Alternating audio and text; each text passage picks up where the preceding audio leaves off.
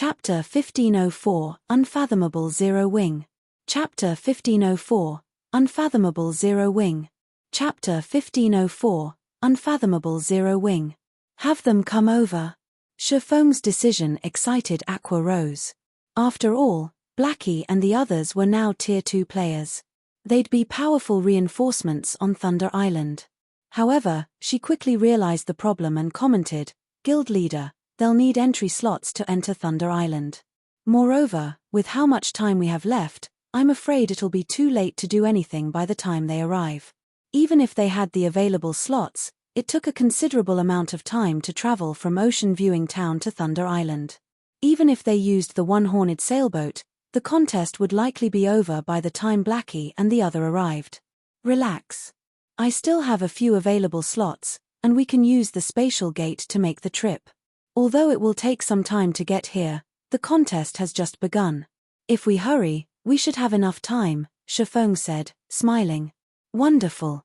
If Blackie and the others can make it, they'll definitely be a great help. We'll even surprise the other superpowers." Aqua Rose was ecstatic. She could already imagine what would happen once Blackie and the others arrived.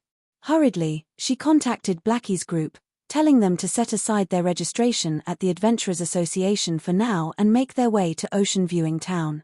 Meanwhile, Shifeng called up his system interface and chose to leave the island. As Thunder Island prevented the use of tools, he could only use a return scroll after he left. When Shifeng left the ancient tower, 9 Dragons Emperor subordinates, who kept an eye over the situation around Phoenix Rain's 3 ancient towers, noticed his disappearance. "Pavilion Master, I just received a report stating that Yifeng suddenly vanished from the cliff tower," Blood Dragon reported. "Vanished? Did you know where he went?" 9 Dragons Emperor demanded as he thought about Shifeng's teleportation skill. Martial Dragon, Blood Dragon, and Shadowtooth oversaw the 3 towers' surveillance. Among the 3 towers, Blood Dragon kept watch over the cliff tower, which Zero Wing occupied. It was also the tower 9 Dragons Emperor wanted back the most. 9 Dragons Emperor had to admit that Shifeng's teleportation skill was heaven-defying. The skill allowed him to transport reinforcements and ambush his enemies at a moment's notice. It was also how the man had forced him into such a passive state. If he moved recklessly, Shifeng could ambush and steal his final tower, at which point, he would lose all hope in this competition. "No," Blood Dragon said, shaking his head. "But from the reports we've received from our spies in Phoenix Rain's team, it doesn't seem like they are executing any sort of operation. Moreover, Phoenix Rain is struggling over her plan to capture a monster encampment. Since he is acting by himself, ignore him. We just need to keep track of their team's movements," 9 Dragons Emperor instructed. At the end of the day, they were on Thunder Island. Shifeng could never raid a monster encampment by himself. As long as they kept an eye on the 3 ancient towers, the swordsman's independent actions wouldn't change the result. "Pavilion Master, we've just received a reply from Miracle. They've agreed to merge teams and share their tower buff, but they want half of the temporary teleportation arrays we get from the encampments," Blood Dragon reported. "That greedy old fox. He dares to ask for such a high price." 9 Dragons Emperor frowned slightly. Each monster encampment on Thunder Island only provided 2 temporary teleportation arrays. He just wanted to borrow Miracle's tower buff, yet the other guild wanted half of the slots he obtained. "Then, do we?" Blood Dragon also felt powerless about the situation. However, it was 9 Dragons Emperor's decision to make. Had they known they would struggle this much, they would have prioritized capturing an encampment before picking a fight with Phoenix Rain. "Fine. Agree to their conditions." As the Heavenly Dragon Pavilion Master gave the order, he felt as if he had aged by several years. With their team's current prowess, capturing another ancient tower was impossible. Unfortunately, capturing a monster encampment with only 1 tower was also impossible. They'd only have a chance in this contest if they could merge with Miracle's team. That way, they could dispatch some players to raid an encampment while maintaining their surveillance on Phoenix Rain's towers. Otherwise, he'd have to continue wasting time with the Phoenix Pavilion Master. Although doing so would earn him the same result as Phoenix Rain in this contest, she had Zero Wing's help. She could definitely obtain a large collection of thunder passes for the next contest. Competing with Phoenix Rain would become far more difficult. Hence, he needed to secure at least one encampment and gain as much advantage as he could over the other pavilion master, ensure that he'd have some options in the next contest for Thunder Island. Understood. I'll lead a team and integrate with theirs. Blood Dragon left the ancient tower and led his team to one of Miracle's towers. As time passed, the various superpowers began to raid their first monster encampment. There were far fewer encampments on Thunder Island than ancient towers. Only 17 monster encampments were available, yet there were more than 6 superpowers participating in the contest. Needless to say, every superpower was trying to capture as many monster encampments as possible to achieve a higher rank in the contest. The competition for these encampments was intense. Fortunately, the monster encampments were not that easy to raid, and not all of them were equal. The weaker encampments were only guarded by one specialized Grand Lord and a few ordinary Grand Lords. Meanwhile, archaic species guarded the stronger encampments. Although the tower buffs helped weaken the boss's defense and magic resistance, it did not do anything about their basic attributes and skills. Without tools, even the superpowers peak experts would find dealing with Grand Lord ranked archaic species difficult. These teams even risked team wipes. Hence, all of the participants were extremely careful when they took action. Big Sis Rain, this is bad. Nine Dragons Emperor has just merged with Miracle's team. He has led a team of 120 experts to an encampment. What should we do? Blue Phoenix reported anxiously. What about the players keeping an eye on us? Phoenix Rain asked somberly.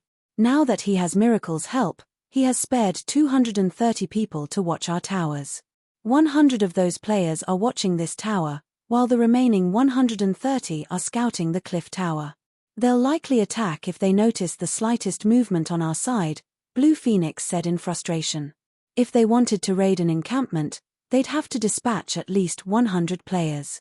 Otherwise, they'd have almost no chance of succeeding. However, if they dispatched 100 players, they'd only have 120 players to defend the towers.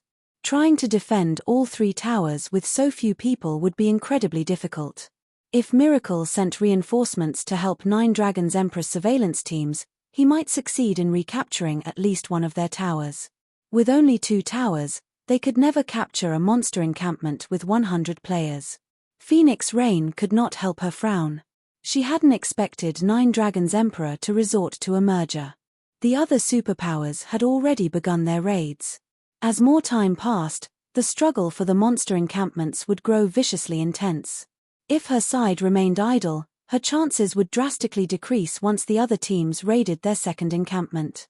After a moment of silence, Phoenix Rain contacted Shifeng. Nine Dragons Emperor has merged with Miracle's team and begun to raid a monster encampment. At this rate, our chances of success will plummet as time passes. Should we try to negotiate with the Sacred Temple or battle wolves again? Nine Dragons Emperor Shaw is moving quickly. However, it's too soon to consider an alliance, Shifeng said, smiling calmly. But if we continue to drag our feet, it will become far more difficult to capture an encampment. Phoenix Rain understood Shifeng's perspective.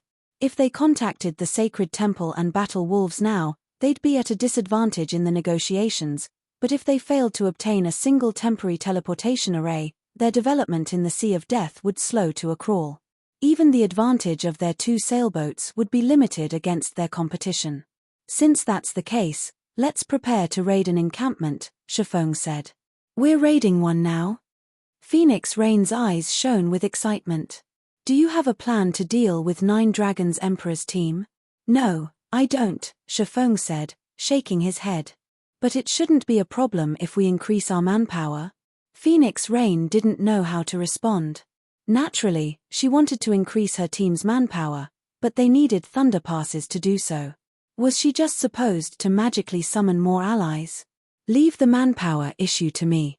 First, send 20 of your people to the cliff tower, Shifeng said, smiling as he brushed off the contemptuous look Phoenix Rain gave him. Do you really have a way to bring in more people? Phoenix Rain asked, surprised. Judging by her companion's serious expression, she knew Shifeng's claim hadn't been a joke. But I need some time to do so, Shifeng said, nodding. He had already met up with Blackie and the others. They just had to make their way to Thunder Island. All right, I'll send them people to the tower right away. Although Phoenix Rain was excited, she felt as if she were looking at a stranger as she watched Shifeng on the screen, or rather, Zero Wing as a whole felt foreign. A few months ago, Zero Wing had been nothing more than a fledgling guild that had only begun to flourish, yet now the guild could accomplish feats that were even beyond her capabilities. It was incredible. Chapter 1505 Arrival of Powerful Reinforcements. Chapter 1505 Arrival of Powerful Reinforcements. Chapter 1505 Arrival of Powerful Reinforcements. Thunder Island, Orc Encampment. Level 55 and above armored orcs constantly patrolled the encampment, each wielding a spear with a bow slung over their shoulder. There were also 4 orcs on lookout in each of the dozens of watchtowers, who also manned the affixed ballistas, ready to assist the patrols at a moment's notice. Marshal, you and your group will destroy that watchtower. Everyone else, spread out. Don't stand too close to each other. Be careful not to get dragged into the ballistas' AoEs. Nine Dragons Emperor commanded as he watched the ballistas fire at his team. The orcs guarding the encampment had ridiculously high basic attributes and combat standards. Even a patrol squad could pull his 120-man team into a bitter battle. The watchtower's cover fire was even more of a pain. The ballista's fire would kill any player it struck instantly, even MTS with activated life-saving skills. To succeed, the team would have to avoid the ballista attacks at all times. Despite starting this raid over an hour ago, they had yet to clear out the orcs in the perimeter. Pavilion Master, Phoenix Rain has dispatched 20 players to the cliff tower. By the looks of it, they seem to be planning something. Should we put some pressure on her team? Blood Dragon reported. They're finally making a move. Nine Dragons Emperor sneered. What's the situation at the cliff tower?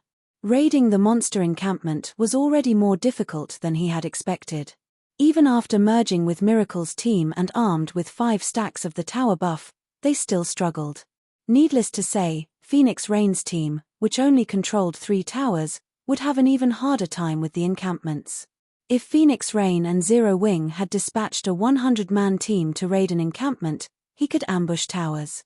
Moreover, Miracle had offered to send reinforcements if he attempted to steal her towers. With this development, he might be able to take all 3 towers for himself, rendering all of Phoenix Rain and Zero Wing's effort useless. There doesn't seem to be any movement at the cliff tower so far. However, there is something strange, Blood Dragon said. Based on our spies' reports, Zero Wing seems to have found a way to bring in reinforcements. But even now, we don't know which superpower has agreed to cooperate with their team. Reinforcements. Nine Dragons Emperor sneered. So what if they found reinforcements? If they try to raid an encampment, we'll ignore the towers and attack their raid team instead. I want to see how they plan to secure a monster encampment with dead players. Tell our scouts to continue watching them for now. Report back if anyone moves. It was incredibly risky to attack an ancient tower. This was especially true if Phoenix Rain's team had truly found reinforcements. However, ambushing a raid team outside of the tower's range would be easy. Without the tower's attribute buff, taking out Phoenix Rain's team would be a piece of cake. Even if he failed to annihilate Phoenix Rain's raid team, getting rid of a few dozen players would be more than enough to destroy Phoenix Rain's chances of securing a monster encampment. Understood. Blood Dragon couldn't help his grin when he heard this. In fact, he even hoped that Phoenix Rain and Zero Wing had found reinforcements.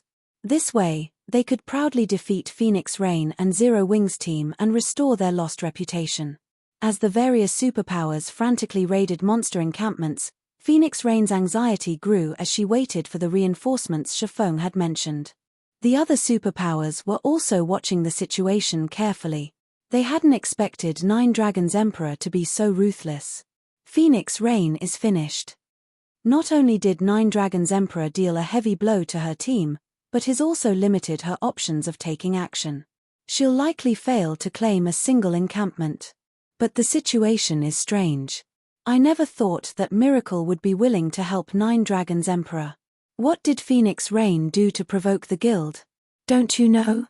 Phoenix Rain didn't provoke Miracle, but Zero Wing did. Remember the Dark Arena some time ago? Miracle's battle team suffered a miserable defeat at Zero Wing's hands. I'm sure that the guild wants to teach Zero Wing a lesson and restore its reputation. Phoenix Rain sure is unlucky. If not for her cooperation with Zero Wing, she might have had a chance to secure a monster encampment. Now that Miracle is helping Nine Dragons Emperor, she has lost all hope. I know, right? The various superpowers expressed their sympathy for Phoenix Rain. With the woman's tenacity, she should have been able to claim at least one encampment, but due to Zero Wing, Firmament had stabbed her in the back, and Nine Dragons Emperor allied with Miracle. The events gave the Heavenly Dragon Pavilion Master an overwhelming advantage. Big Sis Rain, I've just received a report stating that the Sacred Temple, Battle Wolves, Miracle, King's Return, and Nine Heavens Pavilion have captured their first monster encampments and are preparing to raid their second. If we don't hurry, it'll be too late to do anything, Blue Phoenix said anxiously. Based on the information they had gathered, the monster encampments were far more challenging than they had anticipated. Meanwhile, the contest was nearly half over. If they didn't take action soon, with only 3 ancient towers under their control, they might not have enough time to capture a monster encampment. Even Nine Dragons Emperor had begun his fight with the final Guardian boss in his first encampment. I understand, but we don't have the power to make a move before the reinforcements arrive, Phoenix Rain said, sighing helplessly. Nine Dragons Emperor had a huge numerical advantage, and he was even willing to give up some of his manpower to station teams on standby to steal their towers. If they tried to raid a monster encampment, she had no doubt that Nine Dragons Emperor would attack without hesitation. Thinking up to this point, Phoenix Rain contacted Shifeng once more. Team leader Yi Feng, what is the situation? Phoenix Rain asked. Quite a few guilds have begun to raid their second encampment. We're almost there, Shifeng said, chuckling when he noticed Phoenix Rain's anxiety. Give me another 10 minutes, and we'll have 49 more players. 49? At first, Phoenix Rain celebrated the news of Shifeng's return, but her joy faded after hearing Shifeng's final statements. Although he was returning with quite a few players, an additional 49 team members wouldn't change their situation. Even with these 49 players, there was still a massive gap between her manpower and Nine Dragon Emperors. Relax. The people with me are quite powerful, Shifeng assured Phoenix Rain. I'll leave it to you, then. Although Shifeng had tried to reassure her, Phoenix Rain didn't have much hope for Shifeng's plan, but she was resigned to see it through. If they failed, she'd have no choice but to grit her teeth and negotiate with either the Sacred Temple or Battle Wolves. After Shifeng disconnected the call, Blackie snickered and said, Guild leader, she doesn't seem to have much confidence in you. That's normal. After all, our current situation is problematic, Shifeng said nonchalantly. When we arrive, make sure you give it your all. Rest assured, Guild leader, not even capturing 2 or 3 encampments will be a problem, let alone the first. Shadow Sword confidently declared. After entering the legacy space, Shadow Sword had pushed through numerous trials and finally reached the refinement realm. He was also a Tier 2 player now. He itched to display his newfound prowess. Fire Dance, Turtle Dove, Yi Wumian, Violet Cloud, Flying Shadow, Rampant Blade, Minor Wind, and Zero Wing's other core members couldn't help but laugh. As the team chatted merrily, the one-horned sailboat finally reached the edge of Thunder Island. The one-horned sailboat's reappearance shocked the surrounding players, but Shifeng ignored the stares as he stored the sailboat and used the Thunder emblem to teleport the team to Thunder Island. Chapter 1506, 16 Tier 2 Players. Chapter 1506, 16 Tier 2 Players. Chapter 1506, 16 Tier 2 Players. What's going on? People can still enter Thunder Island? Doesn't that sailboat look like Zero Wings? When the spectating players around Thunder Island saw Shifeng and his team suddenly disappear, they erupted into conversation. None of them had thought that Zero Wing would have yet another trump card at this stage of the contest. The various superpower scouts outside of the island reported the incident immediately. Nine Dragons Emperor's scouts, in particular, had recorded the entire process and sent their commander the video. Pavilion Master, by the looks of it, Phoenix Rain and Zero Wing plan to capture a monster encampment. Should we notify Miracle and have them send some reinforcements? Blood Dragon asked. 50 people? Nine Dragons Emperor sneered as he watched the recording. It seems Zero Wing has quite the means to bring in another 50 people at this point. Unfortunately, the contest's duration is already half over. What can they possibly accomplish with just 50 people? Let's not contact Miracle lest we scare Phoenix Rain and Zero Wing into inaction. We can make our move once they leave the towers. Just keep an eye on those 50 players. Understood. Blood Dragon disconnected the call and reorganized his scouts to look out for the newcomers' locations. Meanwhile, inside a forest of stone on Thunder Island, Shifeng led Blackie and the others to the cliff tower. This is Thunder Island. There are a lot of experts, Fire Dance, who wore crimson leather armor, stated as she observed her surroundings. From her position, she could sense quite a few assassins hidden around the area. In the past, she might not have discovered the assassins, but after her Tier 2 promotion, both her physique and her senses had improved significantly. Without much effort, she could now get a clear idea of her environment. Guild leader, should I go and deal with them? No need. They're merely the other Superpow's scouts. Even if we deal with them, the scouts outside of the island will report our actions, Shifeng said, shaking his head. At the same time, he shot Fire Dance a surprised look. Although it had been some time since he had last seen her, he hadn't expected her senses to be so acute. The closest scout he could detect was over 40 yards away, and every one of these players was an expert in the art of concealment. Moreover, he only barely sensed these scouts due to his extraordinarily high basic attributes.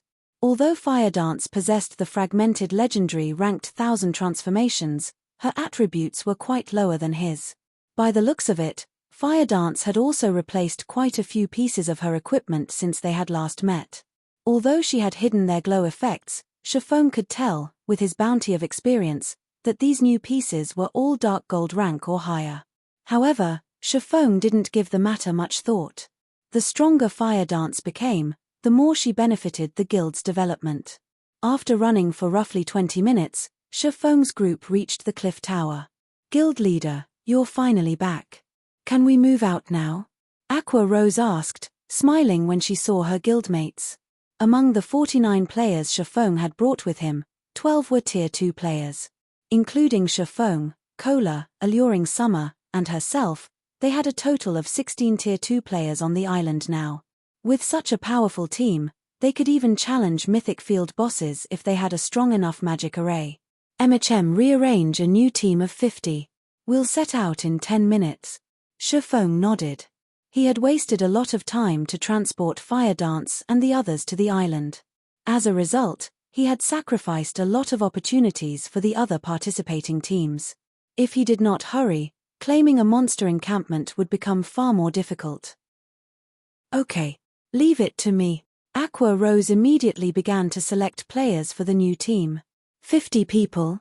Guild leader, is that really enough? Gentle Snow asked curiously. At this point, the situations in the monster encampments were no longer secret. Trying to capture an encampment with only 50 players and the support of 3 ancient towers was aiming for the impossible. Relax. We're pretty strong. Shifeng chuckled. Could they all have? Gentle Snow suddenly considered a possibility. In response, Shifeng gave a silent nod.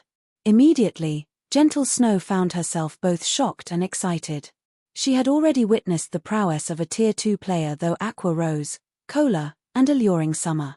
Even absolute experts like Bloodhand Yama and Shadowtooth could only rely on their techniques in combat, avoiding a head-on clash as much as possible. Just thinking about a group of Tier 2 players made her shiver. Very quickly, Aqua Rose organized a 50-man team. Aside from Zero Wing's core members like Fire Dance, Aqua Rose had included Lifeless Thorn and his companions. Meanwhile, aside from Gentle Snow, Zhao Yueru, and a few others with slightly lower levels, everyone was level 50 or above. If the public learned of this force, everyone would be terrified. Guild leader, we can move out when you're ready, Aqua Rose stated. Phoenix Rain already sent us information on every monster encampment available on Thunder Island. She suggests that we go for Undead's encampment some distance south of us. None of the guilds have targeted that area yet, and even if Nine Dragons Emperor sends his forces to harass us, his nearest team is 40 minutes away from the encampment. We should have plenty of time to react if he tries to pull something. No, we're not going there. Shifeng shook his head. We're not going there. But that's the closest monster encampment available. If we go elsewhere, we'll risk provoking the other superpowers. Multiple enemies might even attack at once. Aqua Rose tried to dissuade Shifeng. Isn't there a closer encampment? Shifeng asked as he pointed to a valley on the map. But that's the encampment Nine Dragons Emperor is raiding right now. He also has detached forces nearby, and Miracle's forces aren't far either. By the time we get there, they'll be prepared to surround us, Aqua Rose said, shaking her head as she looked at the orc encampment Shifeng had indicated. It's impolite not to reciprocate a gift. Since Nine Dragons Emperor has organized his men to keep us at bay for so long, why don't we give him a surprise? Besides, he's already cleared out the monsters in the encampment's perimeter. We can save a lot of effort if we take his encampment, Shifeng said. Hearing Shifeng's plan, Aqua Rose looked at the man as if he had gone mad. In contrast, Fire Dance and her companion's eyes shone with excitement. Guild leader, let's march over. Shadow Sword was already more than eager to head out. No, we'll teleport directly there, Shifeng said as he activated Spatial Gate. Suddenly, a spatial tear opened inside the ancient tower. The spatial tear gradually widened into a perfect circle before the spatial gate stabilized. The teleportation coordinates were none other than the orc encampment. Before Zero Wing and Azura's members entered the spatial gate, they could see the fight on the other side of the gate. Nine Dragons Emperor's team was engaged in a battle against a level 60 specialized Grand Lord and 2 level 60 Grand Lords. Dazzling fireworks illuminated the entire encampment. Let's head out. Saying so, Shifeng stepped through the spatial gate with his team close behind him. When they emerged on the other end, they caught the attention of Nine Dragons Emperor's team. Miracle's members, who kept watch beside the encampment, were stupefied to see Shifeng's people. None of them had expected Shifeng to take the initiative, turning around to harass Nine Dragons Emperor. Nine Dragons Emperor's subordinates and Miracle's members surrounded the orc encampment. Coming here was simply suicidal. Initially, Nine Dragons Emperor stared at Shifeng in shock. However, he recovered in seconds and bellowed, "Yifeng." Chapter 1507, Seeking One's Own Destruction. Chapter 1507, Seeking One's Own Destruction. Chapter 1507, Seeking One's Own Destruction. Shifeng's appearance didn't only stun Nine Dragons Emperor's team. The spectating players watching the orc encampment from outside of Thunder Island were stupefied as well. What? They sent 50 players to ambush an opponent. Just what is Yifeng trying to do? They're crazy. They actually decided to ambush Nine Dragons Emperor under such circumstances. Are they not worried about annihilation? The monster encampments were a key factor in the contest for Thunder Island. While the various large guilds raided their encampments, they would take preventive measures to avoid leaving themselves open to attacks from other superpowers. Of course, Nine Dragons Emperor was no exception. Only, Nine Dragons Emperor had left the guard duty to Miracle.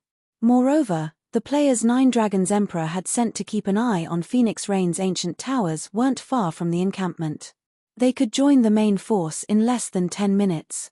Once Nine Dragons Emperor's forces gathered, Shifeng and the others would not be trapped even if they sprouted wings. Has Nine Dragons Emperor angered Yi Fent past the point of madness? Phoenix Rain was also stunned when she heard the news. Raiding a monster encampment with a 50-man team was already dangerous enough. Rather, it was impossible, yet Shifeng went a step further and intended to steal Nine Dragons Emperor's encampment while he raided it. Sending players to ambush another team during the contest was incredibly foolish.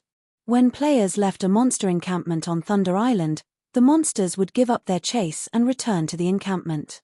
If players were ambushed by an enemy team, they could simply retreat from the encampment until they wiped out the attackers before resuming their raid.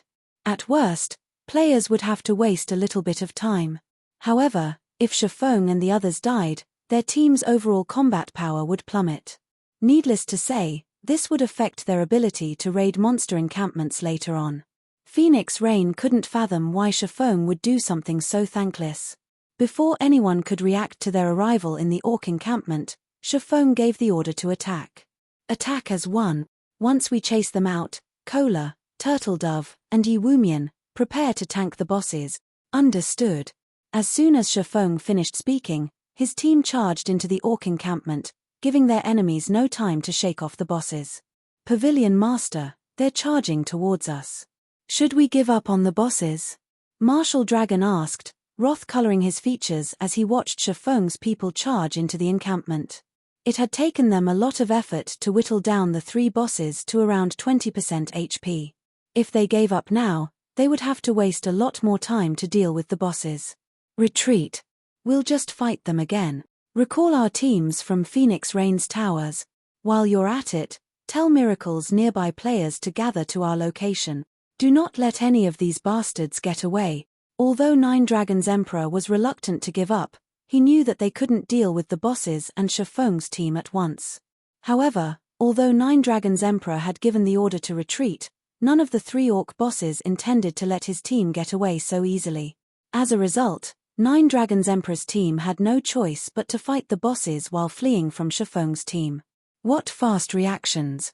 Shifeng had never thought that Nine Dragons Emperor would be decisive enough to give up on the nearly dead bosses. It seems I have no other choice. Shifeng immediately used Wind Blade, leaving an afterimage behind as he advanced. In the blink of an eye, he had pulled a great distance away from Kola and the other MTS leading the charge. The orc encampment was massive. Even at top speed, it would take some time for a player to reach the encampment's perimeter from its core. Nine Dragons Emperor's team was also relatively close to an exit. By the time they caught up, the enemy team would have escaped. Just as Nine Dragons Emperor's team was about to leave the encampment, Shifeng caught up to the 3 orc bosses.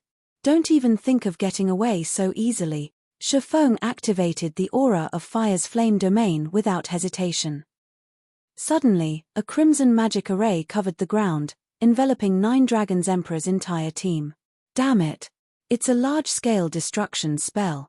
Get out of the AoE. Upon seeing the magic array, Nine Dragons Emperor activated Air Vault, a Tier 1 skill for rangers. He leaped backward, instantly crossing 20 yards and escaping from the magic array. His experts also activated their life-saving skills to get out of the attack's range. However, Flame Domains was a large AoE. Despite all of these players being experts, some failed to get out of range in time, and the colossal pillar of fire that eventually rose turned some of these players into ash. In just one move, Nine Dragons Emperor had lost 20 players. A dozen or so players had also died as they fled. After a short moment, the difference between the team's numbers had shrunk. Shifeng. Nine Dragons Emperor ground his teeth in anger as he glared at Shifeng. After escaping the encampment, he fired one engraved arrow after another at the swordsman. Reacting quickly, Shifeng executed Sword's Orbit, striking the arrows down before they came within 5 yards of him.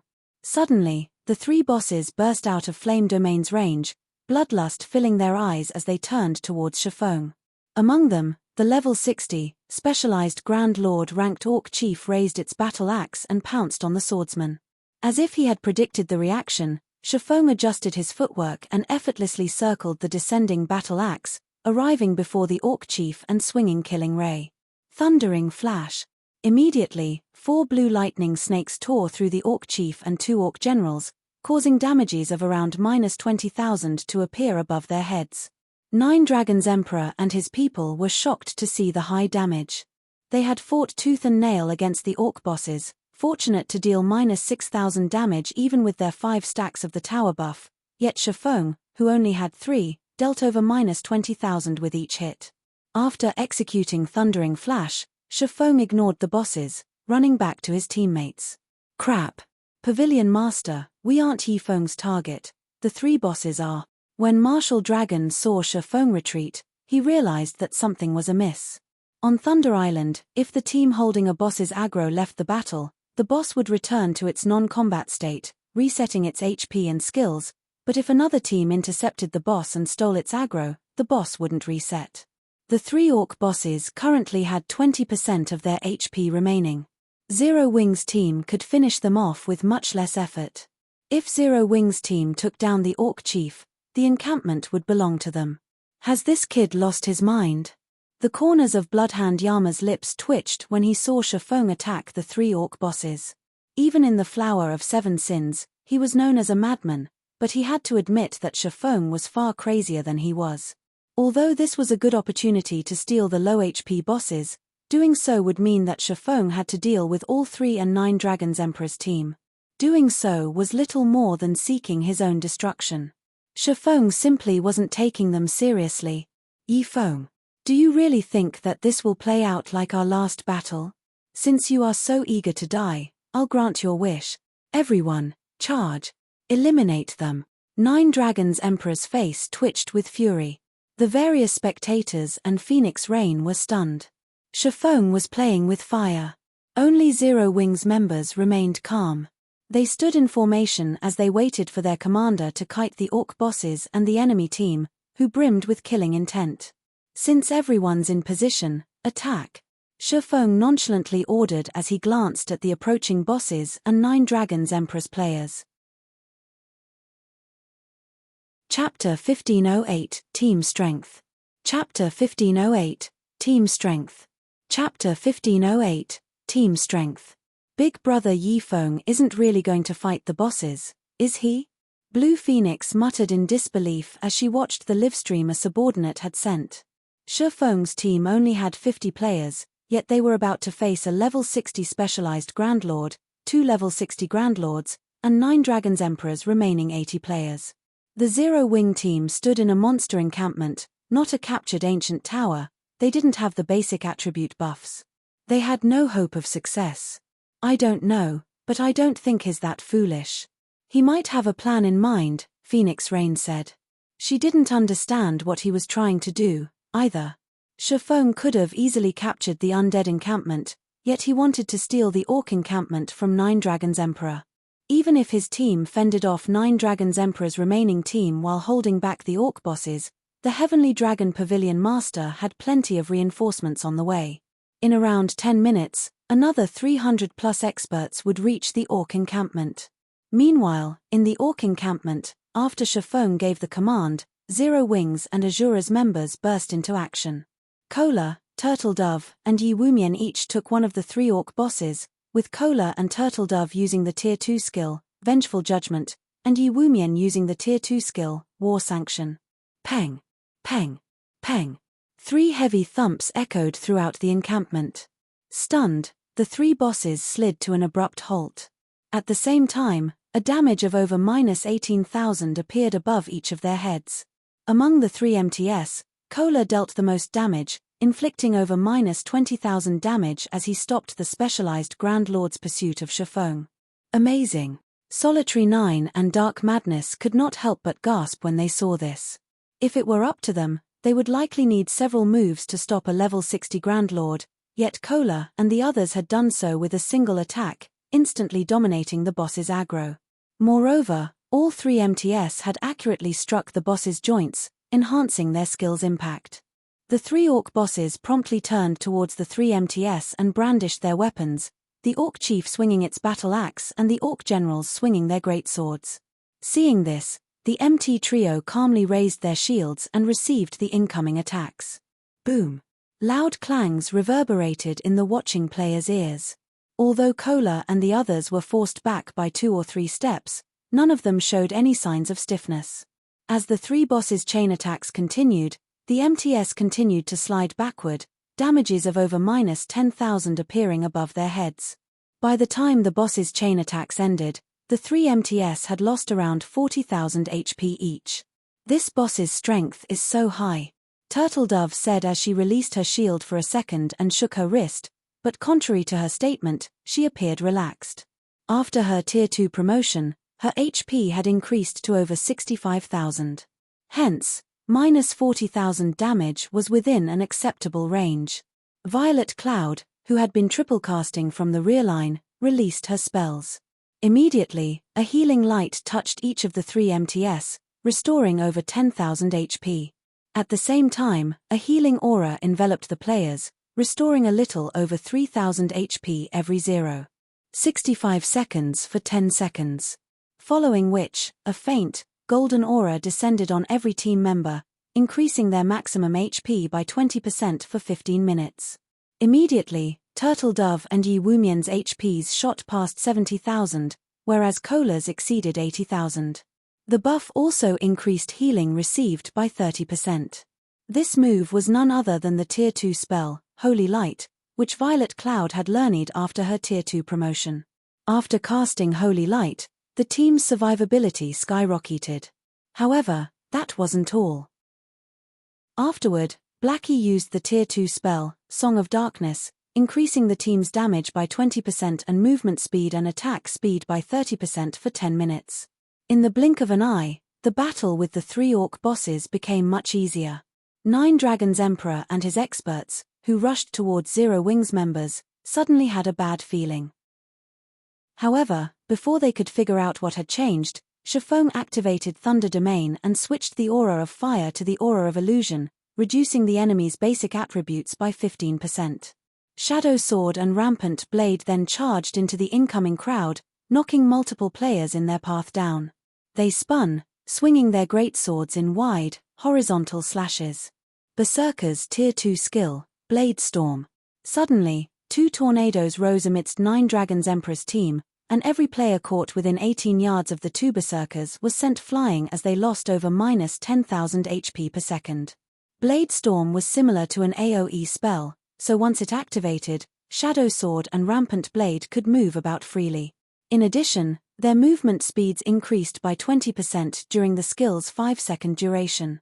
The 2 Berserkers' assault caught 9 Dragons Emperor's team off guard. Aside from a few players that had escaped the blade storms, most of the team was caught in the attack, their HPs falling so quickly that their healers couldn't keep up. Aqua Rose, Alluring Summer, Blackie, and Su Qianliu followed by bombarding 9 Dragons Emperor's team with Tier 2 spells.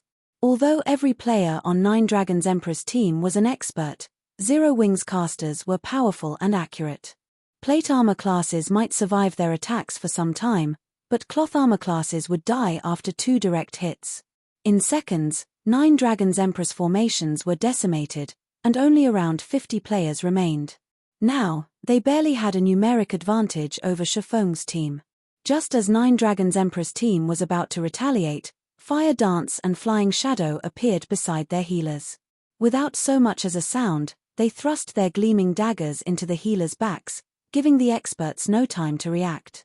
After killing their first targets, they promptly vanished and reappeared behind another nearby healer, repeating the process. Tier 2 skill, Phantom Walk. When activated, the skill allowed the user to execute 4 consecutive attacks, each carrying enough power to rival Absolute Strike, the strongest skill available to Tier 1 assassins. 8 of 9 Dragons Emperor's healers died on the spot. Although the 4 remaining healers tried to run, Fire Dance ran them down. After Fire Dance's promotion to Tier 2, her movement speed could rival Shifeng's. Ordinary players had no hope of keeping up with her. At most, they'd see the after images she'd leave behind. "Don't get too cocky," Martial Dragon bellowed as he activated charge at Fire Dance. After appearing before the 4 healers, he brandished Silver Snow. Indiscriminate slash. Fire Dance simply smiled and casually brandished 1,000 transformations. She instantly cut down the dozen or so sword lights moving towards her. At the same time, Fire Dance activated 1,000 transformations phantom skill, and 5 of her doppelgangers appeared beside her. 4 of these doppelgangers dashed at the 4 remaining healers as the last joined Fire Dance in a charge towards Martial Dragon. The doppelgangers possessed 100% of Fire Dance's attributes. Although they couldn't attack, their speed was not affected in the slightest. In addition, the doppelgangers couldn't take damage. Hence, they easily crossed the dozen or so yards between them and the enemy players. When Fire Dance split into 6 identical copies, Martial Dragon was momentarily stunned. All 6 clones radiated similar auras and possessed the same attributes. Not even Martial Dragon could tell the real deal from the fakes. Scram! Martial Dragon shouted as he executed Whirlwind Slash to repel the Fire Dance clones, but the assassin refused to give him the chance as she hacked at the Berserker's greatsword with 1,000 transformations. Tier 2 skill, Broken Shadow. Broken Shadow was the fastest Tier 2 skill for assassins. Before Martial Dragon's Silver Snow could build up momentum, 1,000 transformations abruptly stopped and repelled the weapon. The collision's impact forced Martial Dragon back 5 steps. He flashed his opponent a dumbfounded expression. Meanwhile, the 4 doppelgangers reached the last of the enemy healers. Although they tried to react, and their allied ranged players provided cover fire, the attacks were ineffective against the doppelgangers. After stopping Martial Dragon, Fire Dance swapped places with the 4 clones, devouring the healer's remaining HP with one strike after another. Each of her attacks dealt over -15,000 damage, -30,000 with a critical hit. She even triggered Critical Point, which had a 20% chance of triggering, killing the enemy healer instantly. Although Martial Dragon tried to intervene, Fire Dance simply switched positions with another doppelganger before the man could hit her. In the end, Martial Dragon had to watch helplessly as the 4 healers died. Chapter 1509 Steamrolling. Chapter 1509 Steamrolling. Chapter 1509 Steamrolling. When the 9 Dragons Emperor's 4 last healers died, silence descended on the team. How has she become so strong?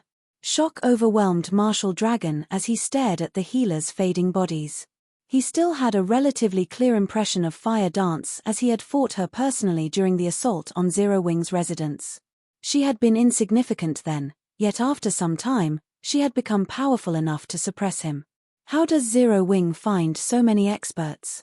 9 Dragons Emperor's eyes were bloodshot as he watched Fire Dance move across the battlefield unhindered. Although the fight had been brief, it had been enough time to realize that Martial Dragon was no match for the assassin in a head-on confrontation. The skill she had used was particularly troublesome. It was impossible to differentiate Fire Dance's doppelgangers from the real player, and attacks against the clones were ineffective, yet the doppelgangers seemed more than capable of inflicting damage. If they could not attack all 6 copies at the same time, Fire Dance would be practically invincible. However, Fire Dance's prowess wasn't the biggest issue. His team had just lost all of their healers. This had placed his team in an overwhelmingly disadvantageous position. In contrast, not only were Zero Wing's experts capable of dealing frightening amounts of damage, but they were also swift and nimble. Every one of 9 Dragons Emperor's team, not including Martial Dragon, Shadowtooth, Undead, and Bloodhound Yama, were little more than living targets for Zero Wing. They couldn't even slow the enemy players for a few seconds. Dragon Pavilion Master, we can't let this continue. When will the reinforcements arrive? Undead asked as he attempted to keep Flying Shadow and Blackie at bay. Because of these 2 experts, he couldn't cast any of his large-scale destruction spells, which had long casting times. He was too preoccupied with dodging and defending himself with instantaneous spells. He was incredibly frustrated. In terms of combat standards, he was leagues ahead of Flying Shadow and Blackie, but the 2 experts from Zero Wing were leaps and bounds above him in basic attributes and reaction speed. Now that the team's healers were dead, it was only a matter of time before Flying Shadow and Blackie whittled him down to nothing. Undead wasn't the only player eagerly awaiting the reinforcements. The rest of the team wanted to know when they'd arrive as well. Without reinforcements, it was only a matter of time before Zero Wing annihilated their team. We retreat.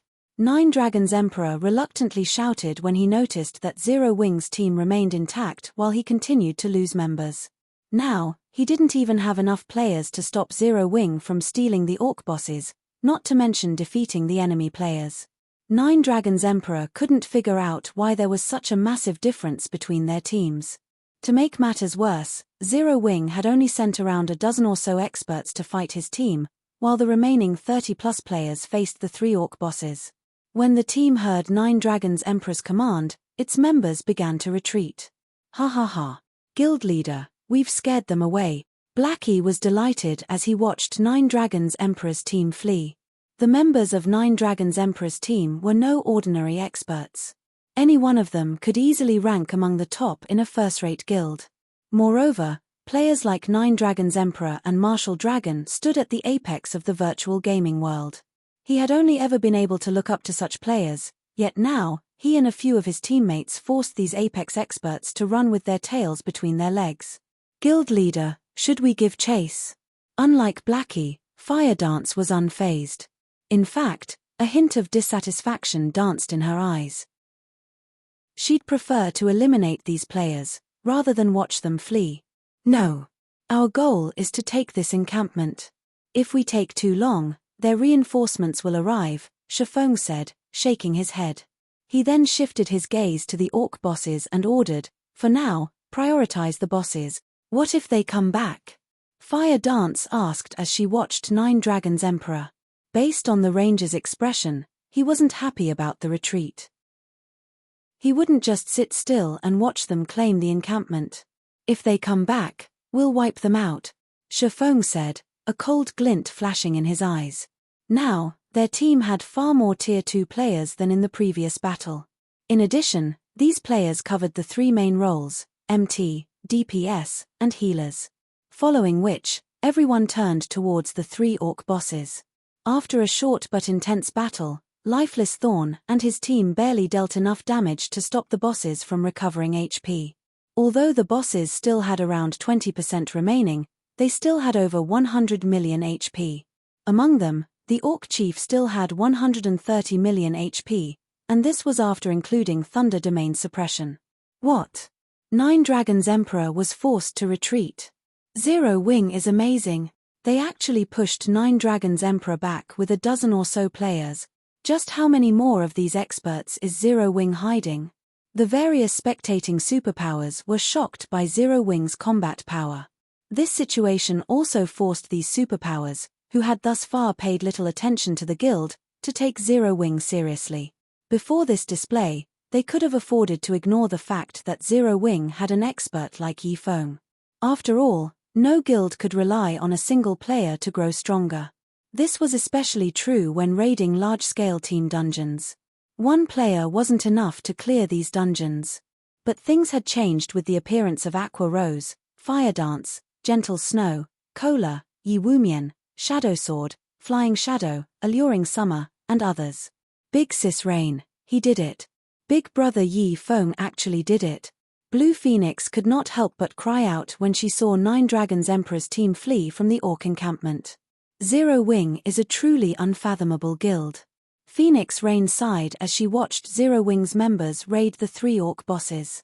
She had to admit that the decision to ally with Zero Wing early on had been a wise one. Had she become the guild's enemy, she would have likely suffered the same fate as Nine Dragons Emperor.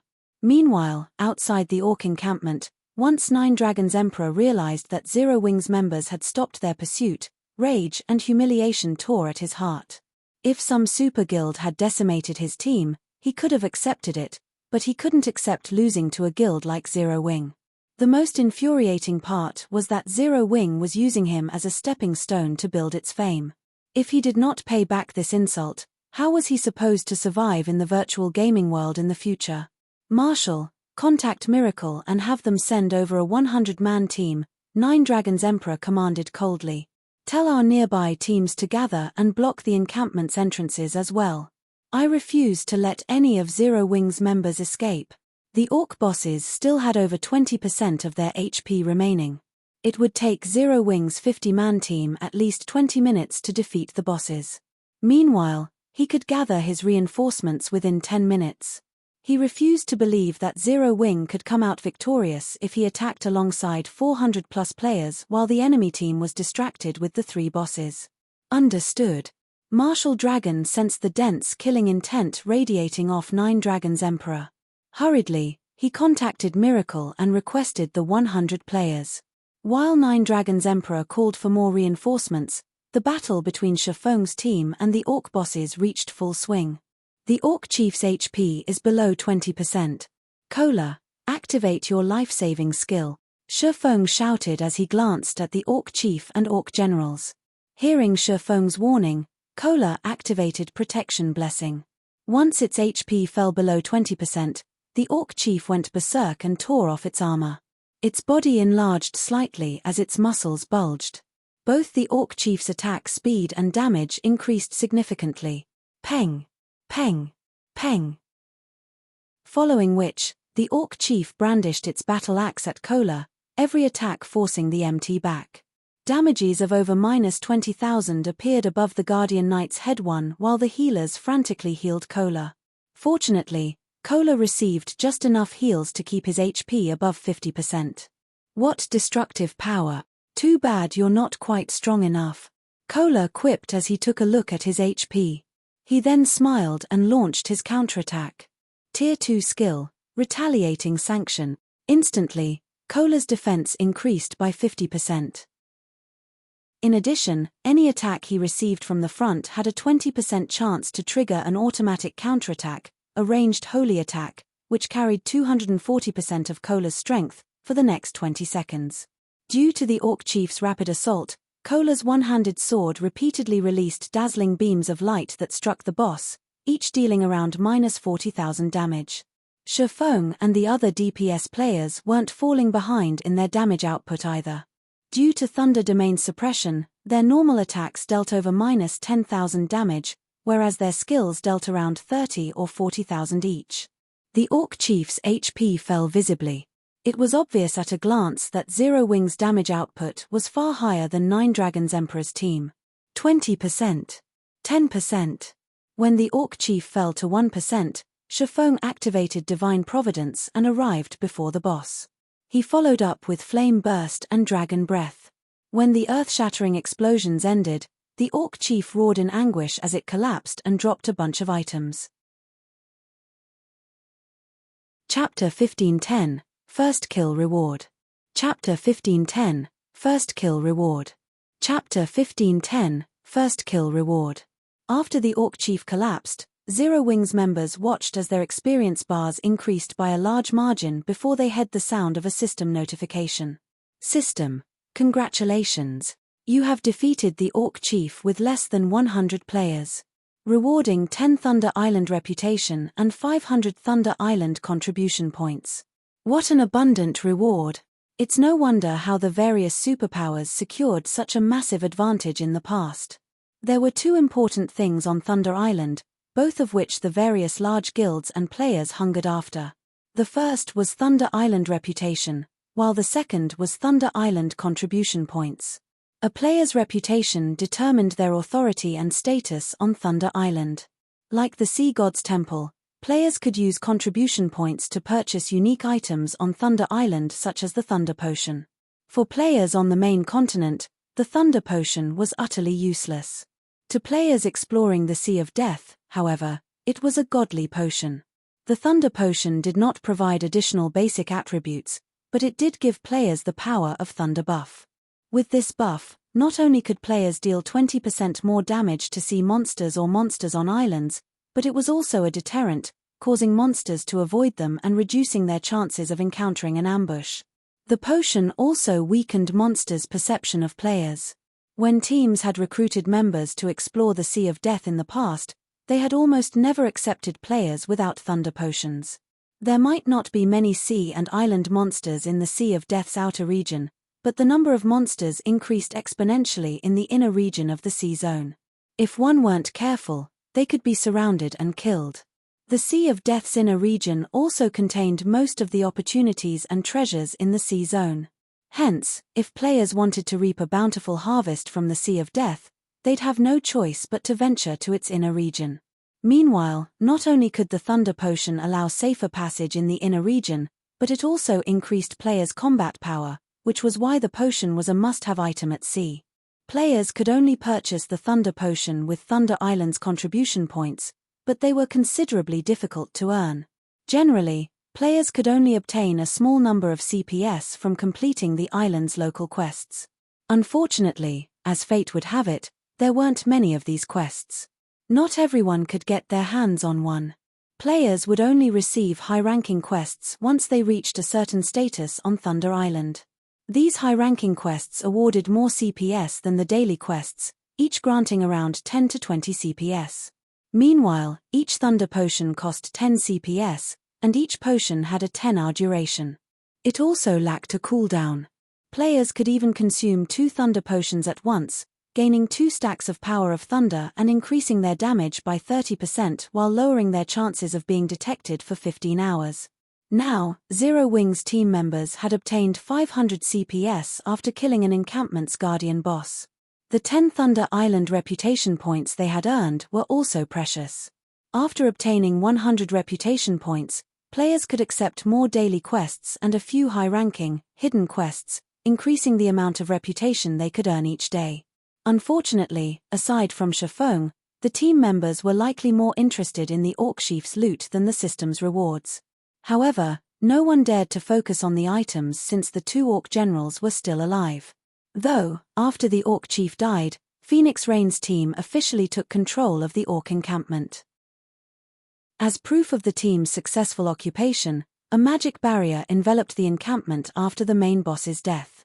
The surrounding mana gathered inside the barrier, increasing the encampment's mana density. As a result, the 2 Orc generals' basic attributes plummeted. It was clear that the barrier was suppressing the orcs. At the same time, a teleportation channel also opened inside the encampment. Level 60 NPCs began to emerge from the channel. In total, 100 NPC guards had teleported to the encampment, 10 of them at Tier 2, and the rest were Tier 1. The first thing these NPCs did after their arrival was turn to attack the 2 Orc generals. NPCs dealt far more damage than players. Needless to say, they finished off the Orc generals in a brief moment. Meanwhile, every watching superpower on Thunder Island was dumbfounded by the battle's outcome. None of them had thought that Zero Wing would actually take down an encampment with only 50 players. In fact, Zero Wing's members had defeated the Orc Chief so quickly that the battle had ended before 9 Dragons Emperor's reinforcements had arrived. Big Sis Rain, Big Brother Yi Feng really succeeded. We now have an encampment. Blue Phoenix cheered as she watched the Orc encampment on the screen before her. Phoenix Rain couldn't help her building excitement, either. A miracle. She had to admit that Shifeng was a miracle worker. With a small team of 50 players, he had defeated 9 Dragons Emperor's 120-man team and occupied the Orc encampment before the enemy reinforcements arrived. This spectacular feat would go down in Thunder Island's history. Now that Shifeng occupied the Orc encampment, other players would have a very difficult time trying to steal it from him. Not only would the encampment's magic array suppress enemy players, but the defending players would also have the aid of the NPCs in battle. A few hundred players simply weren't enough to steal an encampment. They were almost guaranteed to hold an encampment throughout the contest. With a monster encampment, they would obtain 2 temporary teleportation arrays on Thunder Island. They would also qualify to compete with the other superpowers during the next contest.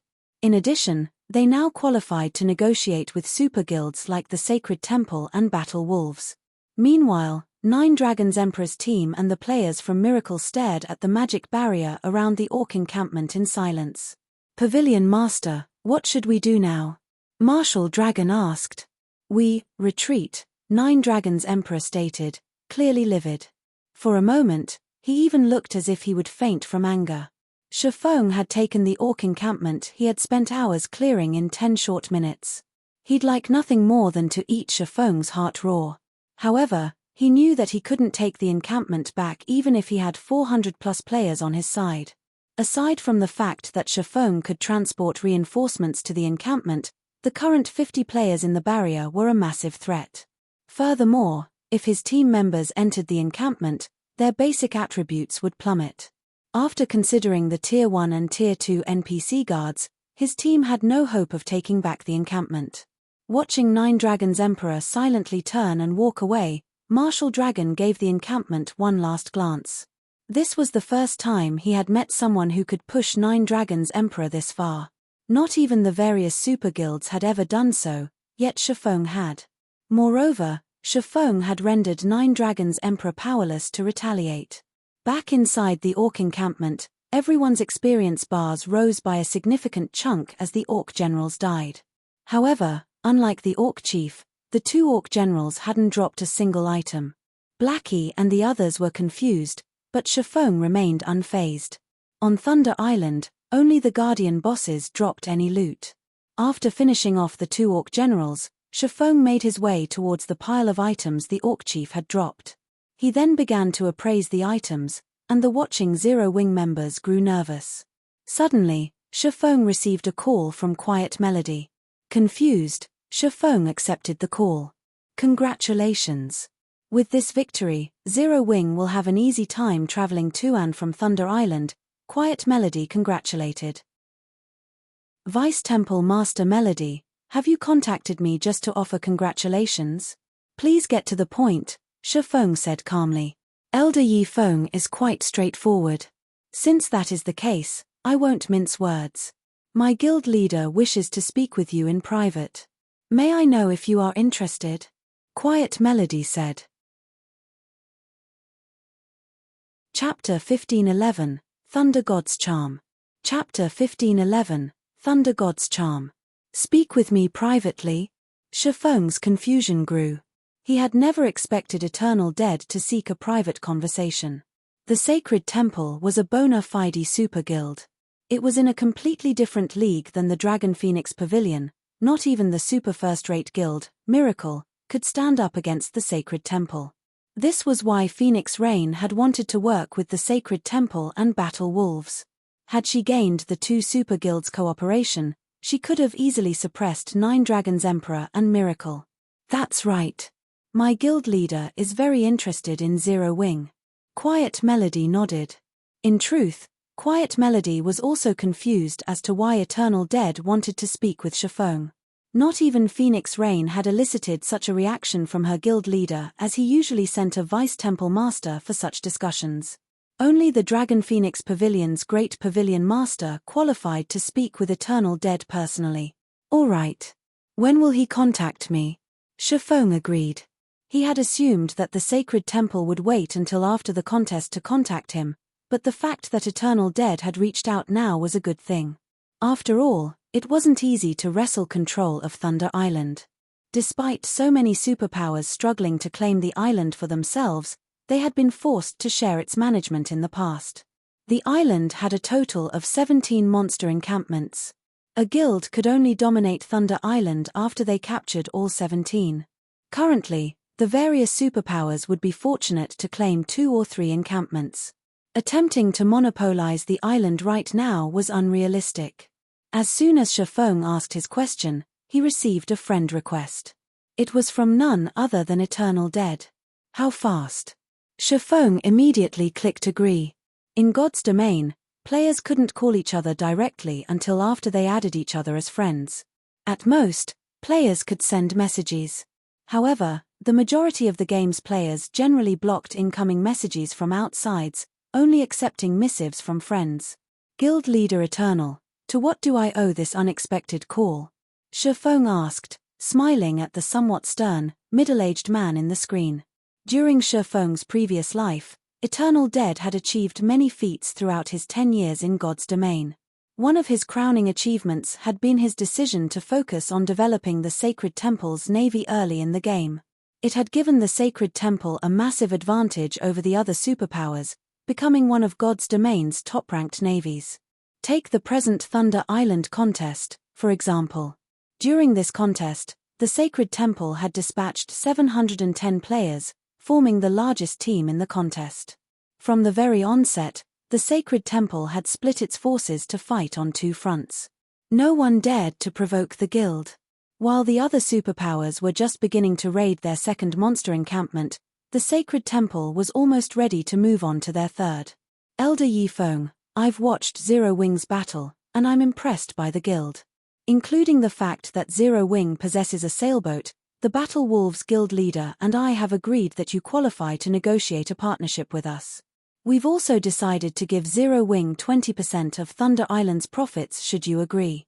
As Eternal Dead spoke, his face had remained expressionless. He didn't reveal a hint of joy or sadness. Even the man's voice was neutral as he praised Zero Wing, yet his words ingrained themselves into any listener's mind. Even Shifeng could not help but admire Eternal Dead's regal aura as the man spoke. It was no wonder why the Sacred Temple's management was so unified, with none of the guild's upper echelons dissatisfied with Eternal Dead's leadership. May I assume that guild leader Eternal Dead has agreed to Zero Wing and Phoenix Rain occupying 40% of Thunder Island's profits? Shifeng said, still smiling. Thunder Island will play an important role in naval development in the future. I'm sure you are aware of this. Although Phoenix Rain has potential, she hasn't shown enough to stand as a partner. Meanwhile, if Zero Wing has 20% of the profits, I doubt it will be long before your guilds becomes an overlord in God's domain seas, Eternal Dead responded softly as he shook his head. So, guild leader Eternal, are you suggesting that only our 3 guilds will cooperate? Shifeng asked, frowning. If Zero Wing wishes to split its 20% with Phoenix Rain, the Sacred Temple and Battle Wolves will not refuse her participation in the alliance, Eternal Dead said, chuckling. I see. Realization dawned on Shifeng. After all that talk, the Sacred Temple and Battle Wolves still had no intention of parting with additional profit. Shifeng chuckled and said, since that is the case, please allow us to consider your offer properly and reply at a later date. Is that acceptable? All right. In any case, there is still a month before the next contest. It would be wise to take your time in considering our offer. Confusion bubbled in Eternal Dead's mind as he watched Shifeng, who appeared quite calm. He had never expected this man to refuse such a profitable offer. After Eternal Dead disconnected the call, a playful smile appearing on his face. Guild leader, did he agree? Quiet Melody could not help but ask. No. He rejected it. It seems Phoenix Rain has a good eye for allies, Eternal Dead said, smiling. However, he is foolish to pass up an opportunity to cooperate with our guilds for the sake of a partner. The struggle for Thunder Island was more complex than he had anticipated. With the various superpowers in one's place, the Dragon Phoenix Pavilion was insignificant, much less the Phoenix Pavilion. If it had been that simple, he wouldn't have allied with Battle Wolves. Now that Zero Wing had rejected his offer, it might not even secure 5% of the island's total profits. Quiet Melody was stunned. She was surprised to learn that Shifeng was so daring and straightforward. If it were up to her, she might have agreed without hesitation, yet Shifeng had calmly rejected it.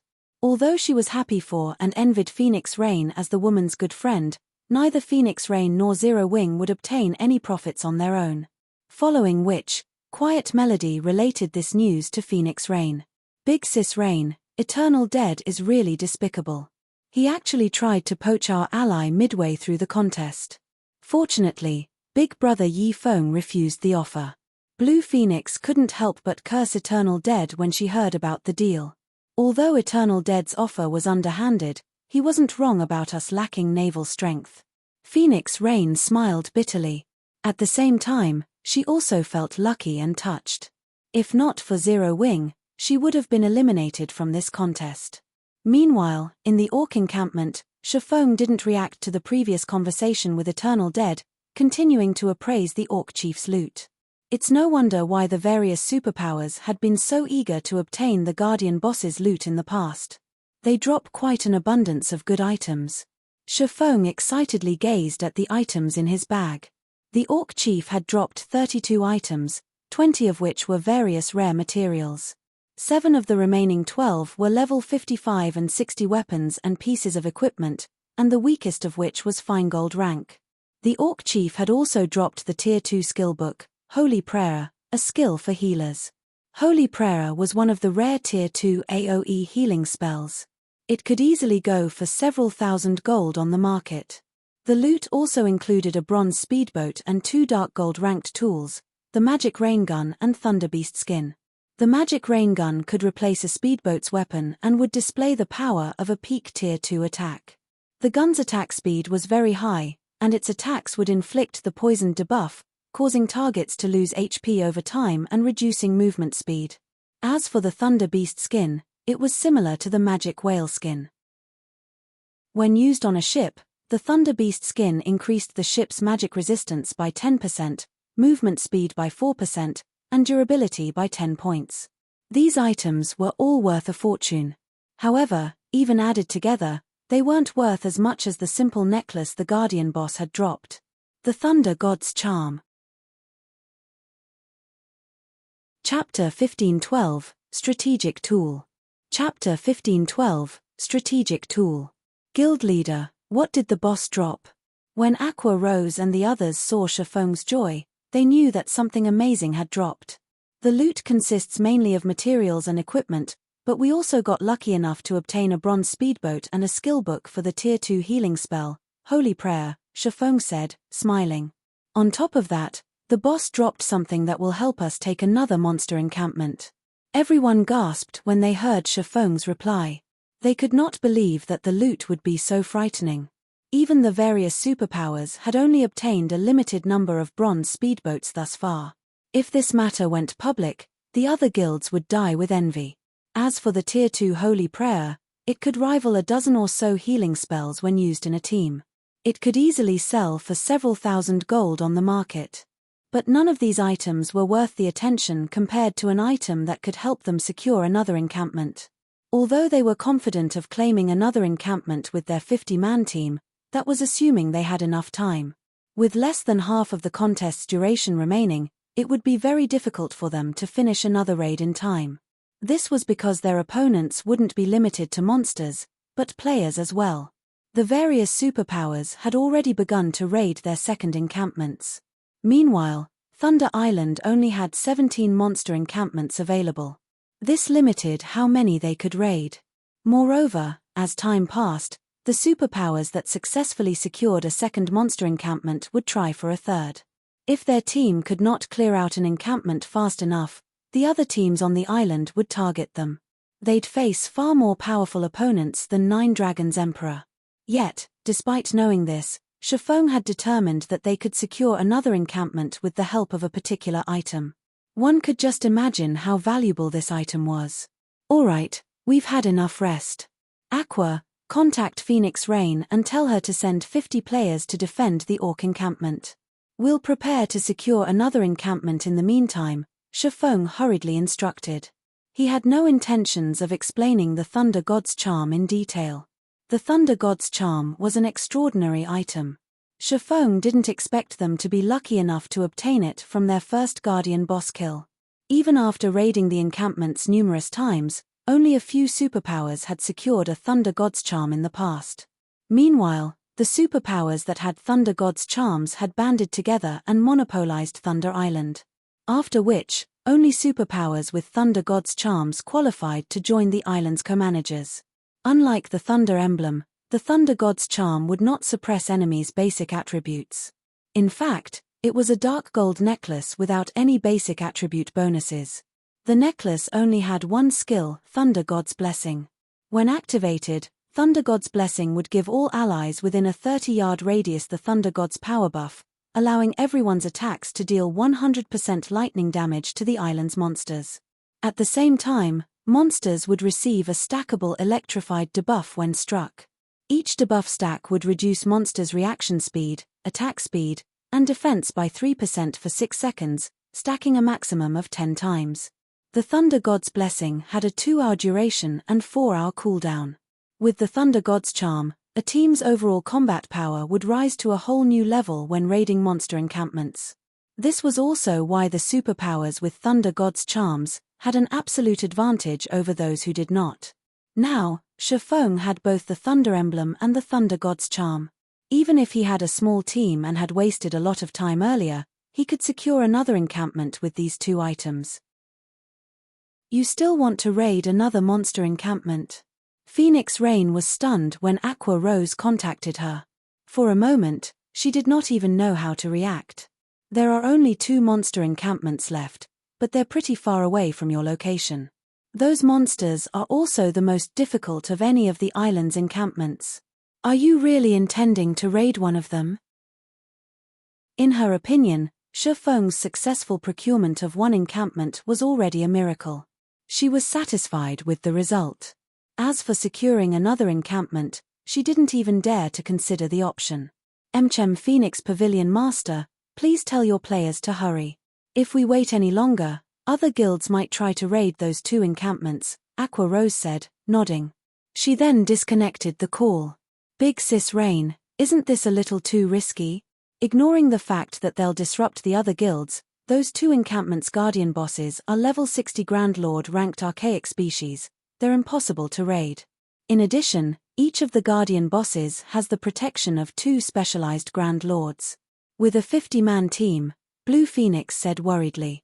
The difficulty of dealing with those 2 encampments' Guardian bosses was precisely the reason that the other superpowers, even those who had spawned close to the encampments, had decided to save them for last.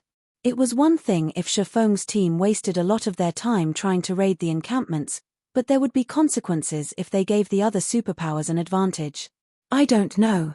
But there isn't much we can do since Zero Wing had made its decision. Let's just send some people over for now. The more time we waste, the more difficult their raid will be, Phoenix Rain said, shaking her head. She simply could not understand why Shifeng tried so desperately. Immediately, Phoenix Rain led 50 of the Phoenix Pavilion's core combatants to the Orc encampment. After the 10 minutes or so it took Phoenix Rain's group to arrive, Shifeng opened a spatial gate and transported his team to the Rock Giant encampment. Among the various monster races on Thunder Island, the Rock Giants had the highest defense. The various guild scouts outside of Thunder Island quickly detected the movement and related the news to their superiors.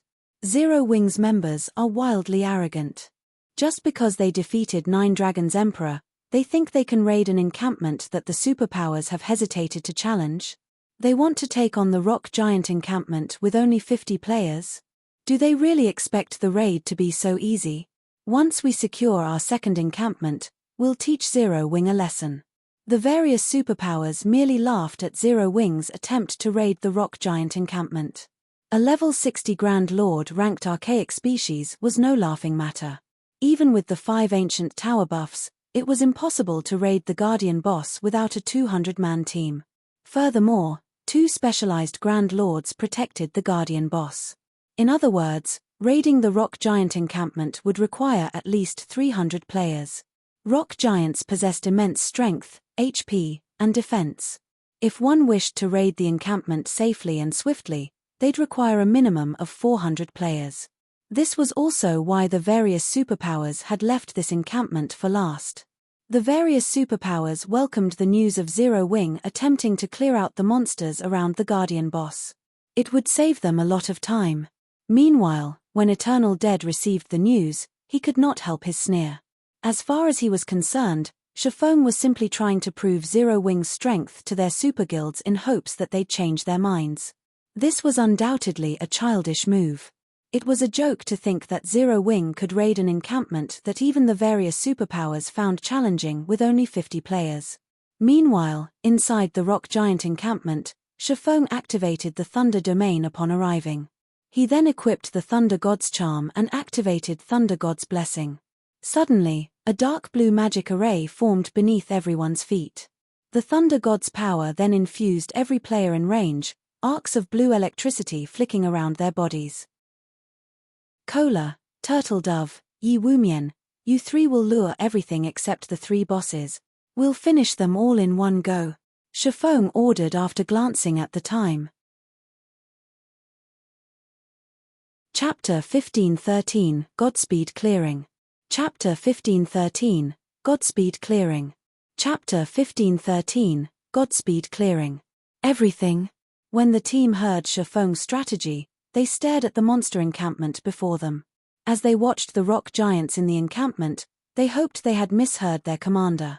Although the rock giant encampment wasn't protected by watchtowers like the orc encampment, the rock giants were difficult enough to deal with. They became even more powerful when they gathered. The weakest rock giant was a level 55 chieftain, while the majority of them were level 56 and level 57 lords. There were also quite a few level 58 high lords and level 59 great lords. All of these rock giants had high HP and defense.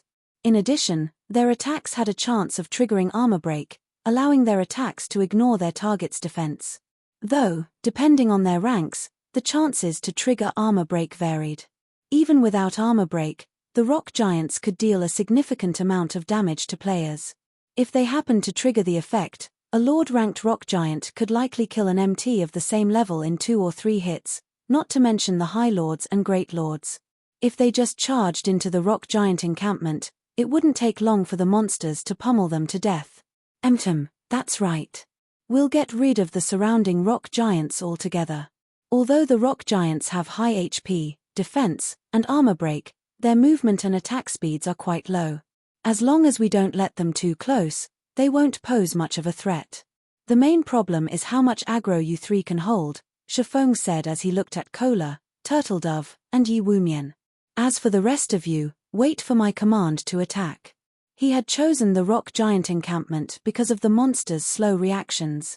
These monsters would struggle to hit moving targets, and with the Thunder Emblem and Thunder God's Charm, the rock giant's HP and defense wouldn't be an issue. Furthermore, without the aid of archers or ballistas due to the lack of watchtowers, the rock giants, which were melee attackers, would have to face players' DPS and stamina. However, Kola, Turtledove, and Yi Wumian were now Tier 2 players. Both their stamina and their reaction speed had undergone qualitative transformations. They could last much longer in battle than Tier 1 players. The MT trio quickly realized what Shifeng wanted them to do. Rather than clashing with the rock giants head-on, they just needed to hold the monsters aggro. For them, that was considerably easy. Following which, the three MTs separated and ran around the encampment, luring the monsters. As elemental creatures, the rock giants' perception range exceeded ordinary monsters. The instant Kola and the other two set foot in the encampment, a patrol squad of rock giants noticed them and charged into the MT trio. However, Kola and the others didn't change their course. Instead, they charged deeper into the encampment to lure the other patrol squads. The MT trio moved very quickly. Despite the numerous blockades, the three of them maneuvered through the crowds easily. A few times, they took a wrong path and came within attack range of a few rock giants, but they reacted quickly enough and defended themselves with their shields. Even when a Great Lord landed a hit, they only received around -5,000 damage. To these three players, that was nothing. Very quickly, the three MTs lured the encampment's 700 or so rock giants to the perimeter in a single, massive mob. The scene of hundreds of rock giants in a single group was even more terrifying than an army of 10,000 players. When they moved, the earth shook beneath their feet. Alright, everyone with a large-scale destruction spell, get ready. Shifeng moved his team into position when he saw the rock giant army approach. However, when his teammates saw the monsters, a sliver of fear pierced their hearts. Even the chieftains had 4,500,000 HP, whereas the strongest great lords had 50 million HP. This was definitely not an army that they could defeat with a few large-scale destruction spells. When the rock giants came within 30 yards of Shifeng, who stood at the forefront of the team, their HPs suddenly plummeted thanks to the Thunder Domain. These monsters' basic attributes had fallen by 30%. Now, the Great Lords had only 35 million HP, the High Lords had 21 million, the Lords had 13 million, and the Chieftains had 3,150,000. Kola, Turtledove, Yi Wumian, hold their aggro. Attackers, on my mark. Shifeng commanded. Understood. Immediately, the MT trio turned and faced the approaching rock giant army. They then used the Guardian Knight's Tier 2 skill, Punishing Light, and the Shield Warrior's Tier 2, skill War Rage. Both skills were AoE taunts and would temporarily force monsters to ignore everything but the skill's user. At the same time, the skills increased the user's defense. The MT trio used the taunts in 3 different locations. Although they could not pull every rock giant's aggro, they held the majority of the monsters. Seeing the MTs stabilize their hold, Shifeng followed up with Flame Domain. Towering pillars of fire rose from the ground, devouring every monster in the rock giant army. Arcs of electricity also danced around the flaming pillars. Not only did the first attack deal over -400,000 damage to each of the rock giants, but it had also inflicted the monsters with 4 stacks of the electrified debuff, decreasing their defense and reaction speed. By the time Flame Domain's 7-second duration ended, quite a few chieftain-ranked rock giants were dead. Shifeng then followed up with Lightning Edge, dealing over -300,000 damage to the remaining rock giants every second for 5 seconds. None of the chieftain-ranked rock giants had survived the 2 AoEs, reducing the monster army's numbers by half. As a result, Kola and the others had an easier time gathering the remaining rock giants in a single location. Good. DPS, attack. Shifeng commanded. Zhao Yueru, Blackie, Aqua Rose, Alluring Summer, and Violet Cloud immediately released their large-scale destruction spells. Although none of their attacks did as much damage as Shifeng's, when combined, the damage was astounding. Moreover, the rock giants now had 10 stacks of the electrified debuff, which eased the burden on Kola and his fellow MTS. After the wave of large-scale destruction spells, the battlefield was void of Lord-ranked rock giants. Now, only 40+ half HP High Lords and 6 Great Lords with 2/3 of their HPs remained. With this, the impossible task of clearing the encampment became a reachable goal. Everyone, prioritize the High Lords. All MTS, separate them, kite them, and don't let them near you, Shifeng commanded. With 10 stacks of the electrified debuff, even Tier 1 MTS could easily evade the Great Lord's attacks. As long as they maintained the 10 stacks, they could kite the monsters without issue. Solitary 9 and Dark Madness dashed forward and pulled some of the rock giants' aggro, which was currently chaotic due to the previous bombardment. They then kited their monsters around the team, allowing the ranged players to attack. Zero Wing and Azura's members were treating the rock giants, which other teams had deemed impossible to defeat, like target practice. After suppressing the rock giants' defense, they were no more difficult than orcs of the same level. In addition, with Aqua Rose and the others' Tier 2 skills, the team took less than 30 seconds to finish off a half HP High Lord. Time passed quickly. Every 5 minutes, Shifeng would cast Flame Domain. Every 10 minutes, Shifeng executed Lightning Edge and the others used large-scale destruction spells like Frost Flame Hell. In less than 30 minutes after the battle had begun, the rock giants in the encampment's perimeter had been annihilated, feeding the team members EXP bars. Tier 1 players like Gentle Snow and Zhao Yueru had even gained a full level from the abundant EXP. Meanwhile, the various superpowers who were raiding their second encampment finally eliminated the monsters in their encampment's perimeters. Chapter 1514 Powerful Combination. Chapter 1514 Powerful Combination. After Zero Wing's team swiftly cleared out the rock giant encampment's outer area, news of its success soon reached the various superpowers. They took out the outer area's rock giants in less than half an hour. How is that possible? They kited everything in the perimeter at once. Aren't they just a 50-man team?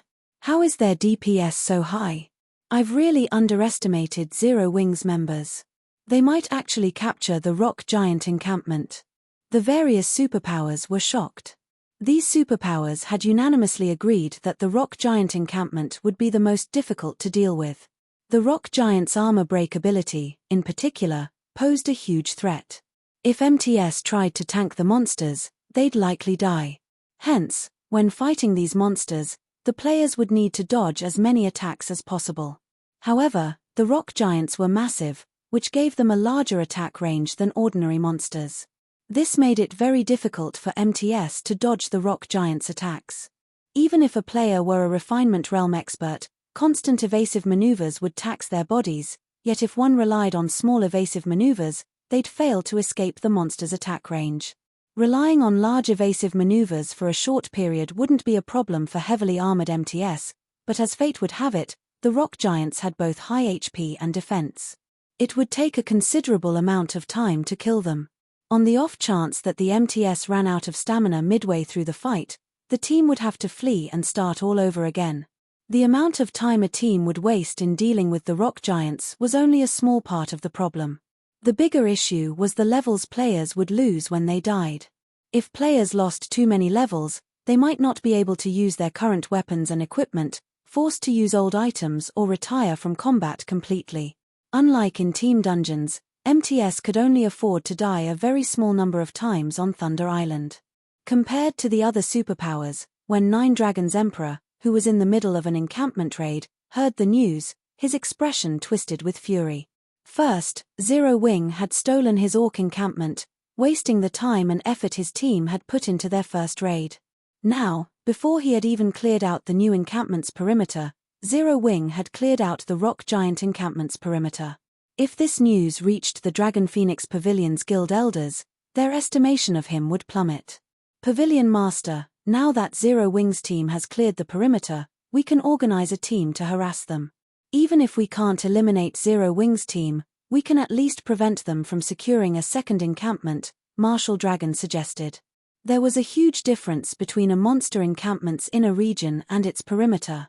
Although more monsters patrolled the perimeter, the monsters in the inner region were, on average, much stronger. Take the rock giant encampment, for example. The weakest rock giant in the inner area was a lord. Although there weren't as many of them, they were more difficult to defeat. If they sent a force to the rock giant encampment now, it'd arrive within 30 or so minutes. It was highly unlikely that Zero Wing would reach the Guardian boss before the force got there. They definitely had a chance of disrupting the troublesome guild's raid. No, we can't afford the risk. Don't forget that they still have a teleportation gate that allows them to travel across the island instantly. If we split our forces, they might come to steal our encampment again. Besides, do you really think that the rock giant encampment is that easy to raid? Don't forget that the Guardian boss is a Grand Lord ranked archaic species. Although Nine Dragons' Emperor hated to admit it, his current team could not afford to provoke Zero Wing. For now, tell all of our available forces to gather here. We'll use everything we have to raid this encampment. Understood. I'll notify them right away. As Martial Dragon listened to his commander's reasoning, he remembered Zero Wing's trump card. It was precisely because of that trump card that their team had suffered one defeat after another and had yet to capture a single encampment. Nearby, Lonely Heaven, Firmament's guild leader, wore a solemn expression when he heard of Zero Wing's success. How can this be? When Lonely Heaven heard that Zero Wing had begun to raid the rock giant encampment's inner region, regret gripped his heart. He had been displeased with Phoenix Rain's actions. After all, Firmament was a bona fide first-rate guild that had focused on developing its navy, yet Phoenix Rain considered Zero Wing more important, even providing the guild with various benefits and a ton of credits. By doing so, Phoenix Rain had silently expressed her opinion that Firmament couldn't compare to a guild like Zero Wing. Hence, he had decided to join Nine Dragons' Emperor's side instead. By doing so, not only would Firmament secure a temporary teleportation array on Thunder Island, but Nine Dragons' Emperor would invest in the guild, allowing Firmament to develop far more quickly. Yet, his decision had backfired. Even if Nine Dragons secured a monster encampment, Firmament wouldn't get a temporary teleportation array. On the other hand, Zero Wing, whom he had assumed was unfoundedly arrogant when the guild had promised Phoenix Rain 2 monster encampments, was close to fulfilling that promise. Without the temporary teleportation array on Thunder Island, Firmament would not have the foundation to develop in the Sea of Death. As Lonely Castle regretted his decision to betray Phoenix Rain, Shifeng's team rapidly cleared out the rock giant encampment's inner region. Shifeng was more careful in the inner area than he had been in the perimeter. He had Kola, Turtle Dove, and Yi Wumian only lure 3 or 4 patrol squads as each was led by a great lord. While Kola's group kited the rock giants, Solitary 9 and Dark Madness pulled the stragglers aggro. Like so, the team steadily reduced the number of patrol squads around the Guardian boss. As the team faced fewer monsters, they had a much easier time killing the rock giants. Each wave only took around 10 minutes or so to finish off. After fighting for around an hour, they had dealt with all 200+ rock giants in the encampment's core. The only monsters remaining were the level 60 Rock King and 2 level 60 rock guards in the center of the encampment. Rock King, elemental creature, archaic species, Grand Lord. Level 60. HP 200 000 000 200 000 Rock Guard, elemental creature, specialized, Grand Lord. Level 60. HP 150 000 000 150 000 Zero Wing and Azura's members shuddered when they saw the 3 bosses' HPs. Each Rock Guard had 3 HP bars. Meanwhile, the Rock King had 5. Players' HP bars were an indicator of how much HP they had at any time. HP bars had a different meaning for monsters. Each HP bar a monster possessed signified their combat standards. A monster with more than one had higher combat standards than a monster of the same rank and level with a single bar. A monster with 3 HP bars could exhibit combat standards on par with players who could reach the Trial Tower's 3rd floor, while a monster with 5 HP bars could reach the Trial Tower's 5th floor. Although this evaluation method was not necessarily accurate, it was not that far off the actual numbers. Reaching the Trial Tower's 5th floor meant that one had the standards of an expert. No matter how they looked at it, fighting an expert with 200 million HP was suicidal. Besides which, their team only had 50 players. Guild leader, how should we fight it? Aqua Rose asked as she watched the Rock King. She had no idea how they should raid this guardian boss. Cola, Yi Wumian, and Solitary switch shields with each other. Cola will use Solitary's, Yi Wumian will use Cola's, and Solitary will use Yi Wumian's. Cola will tank the Rock King, and I'll support you from the sides. Turtle Dove and Yi Wumian will tank the 2 specialized bosses with Solitary and Dark support. When the fight begins, lure the 2 specialized bosses away. Everyone else, focus your attacks on the Rock King. If no one has an issue with that plan, let's begin. Although Shifeng had never raided any of the monster encampments on Thunder Island during his previous life, he had watched plenty of raid videos. Hence, he, more or less, knew how to raid the Rock King. However, at the end of the day, the Rock King was an archaic species. For safety's sake, it would be best if Cola used the Titan Guard. Switch shields. Cola was confused. He currently had the epic ranked Dragonscale shield equipped, yet Shifeng wanted him to use Solitary 9's shield. Chapter 15:15 Oppressing an Archaic Species. Chapter 15:15 Oppressing an Archaic Species. Chapter 15:15 Oppressing an Archaic Species. When Gentle Snow and the other Zero-Wing upper echelons heard Shifeng's command, they gave him confused looks. Since Cola would tank the Rock King, he should use the best items they had, yet Shifeng didn't want him to use the Dragonscale shield. This would undoubtedly make raiding the Rock King even more difficult. Moreover, they were more surprised to hear that Shifeng would support Cola. Aside from high HP and defense, the Guardian Knight and Shield Warrior classes also had passive skills that reduced the damage and paralysis effect they suffered from attacks. The Swordsman class did not possess such skills. Meanwhile, the more powerful a boss was, the longer a player would be paralyzed after receiving one of its attacks. If the paralysis remained for too long, the MT could fail to keep up their defensive cycle and die. Hence, teams rarely relied on non-MT plate armor classes to support lead MTS, generally relying on Shield Warriors and Guardian Knights. However, after Cola received the Titan Guard and checked the shield's attributes, his jaw dropped. For a moment, he even wondered if his eyes were playing a trick. What amazing attributes! Cola stared at the Titan Guard with wide eyes. Originally, he had been somewhat reluctant to part with the Dragonscale shield, but he fell in love with the Titan Guard at first sight. Fragmented legendary items were practically myths in God's domain. Although the Titan Guard was an epic item right now, he could upgrade it to fragmented legendary rank once he gathered 100,000 magic crystals. He'd even dare to provoke a mythic monster with the shield equipped, not to mention a Grand Lord ranked archaic species. Furthermore, even at epic rank, Titan Guard's attributes and skills were far more impressive than the Dragonscale shields. A moment later, everyone moved into position and prepared to deal with the Rock King and its rock guards. Even from over 100 yards away, the team members could feel the Rock King's terrifying aura. Their breath quickened. This was especially true for the melee players. The Rock King's massive frame, 30 meters tall, loomed like a tall building. They did not doubt that they could die instantly should they fail to cope with its attacks appropriately. MTS, start the raid. Shifeng shouted once everyone was ready. With Shifeng's command, Cola, Turtle Dove, and Yi Wumian exploded into action, charging at the level 60 Rock King and Rock Guards separately. The moment the MTS were within the monster's 100-yard perception range, the 3 bosses, which stood at the altar in the center of the encampment, opened their crimson eyes. The instant the 3 bosses opened their eyes, Shifeng activated Thunder Domain to suppress the rock giants. However, the ability wasn't as effective, only suppressing the Rock King and Rock Guard's basic attributes by 20%.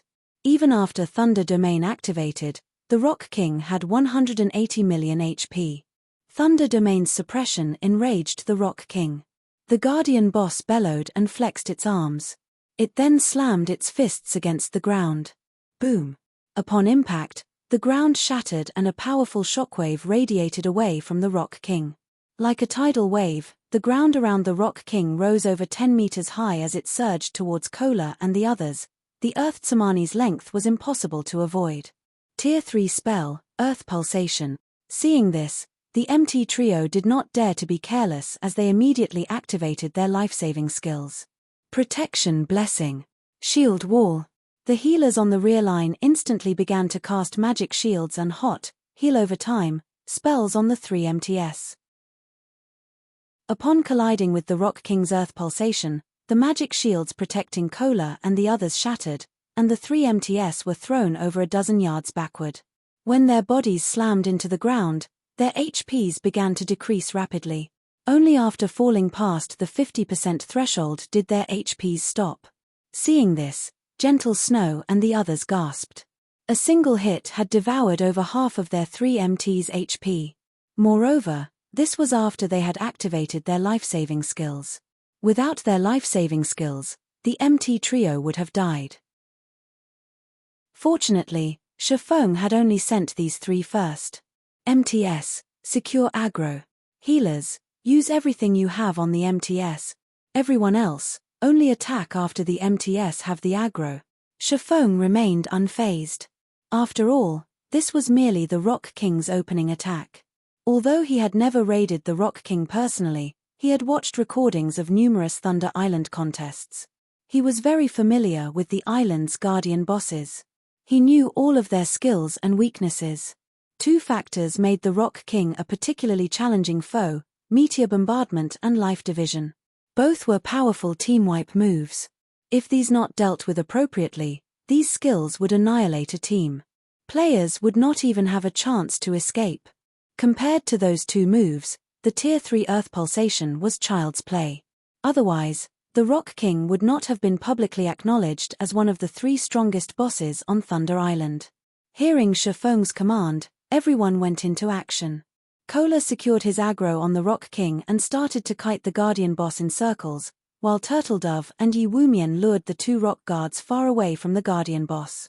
Meanwhile, Solitary 9 and Dark Madness assisted Turtledove and Yi Wumian in kiting the rock guards. However, a Grand Lord was still a Grand Lord at the end of the day. Even if Thunder Domain weakened the Rock King and rock guards, their movement speeds and attack speeds were still superior to the Great Lord-ranked rock giants. When the 3 bosses attacked the MTS with their palms, it looked as if they were swatting flies. Each of their palms was easily 8 yards across.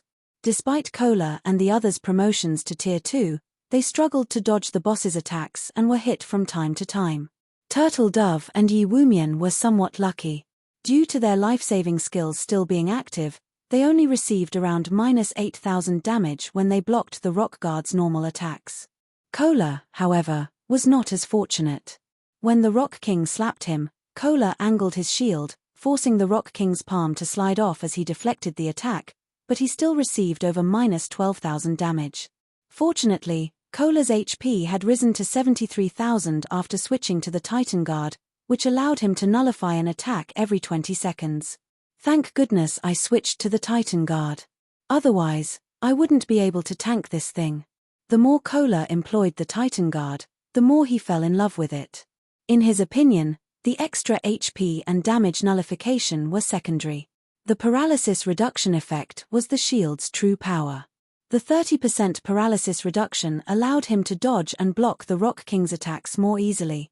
Without that effect, he wouldn't be able to react in time to block the second attack even if he blocked the first and reduced its damage. He'd have to receive the full brunt of the Rock King's attacks, and if that happened, he wouldn't be surprised to suffer -30,000 damage with a successful block. The Rock King was no pushover, either. The archaic species bloodline gave the Rock King higher attack speed and reaction speed than the other rock giants. As a result, it could strike Kola twice, worsening the paralysis effect the Guardian Knight suffered. When the Rock King's third attack descended, Kola couldn't move into position to deflect the attack in time, having no choice but to block the attack with the full breadth of Titan Guard. Suddenly, a blue flash struck the Rock King's descending palm. Boom! The impact deviated the Rock King's attack trajectory, its palm strike landing half a yard away from Cola. Guild leader Aqua rose and the others were shocked. Shifeng had dealt the blow that deviated the Rock King's attack, yet despite taking a hit, he had only lost a little over 10,000 HP. He had received less damage than Cola when the MT deflected an attack.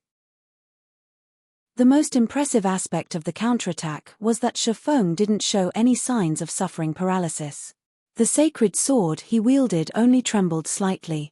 Players had to rely on their own attributes on Thunder Island, prohibited from using any berserk skills, yet Shifeng had still accomplished such an astounding feat. Chapter 1516, Slaying the King.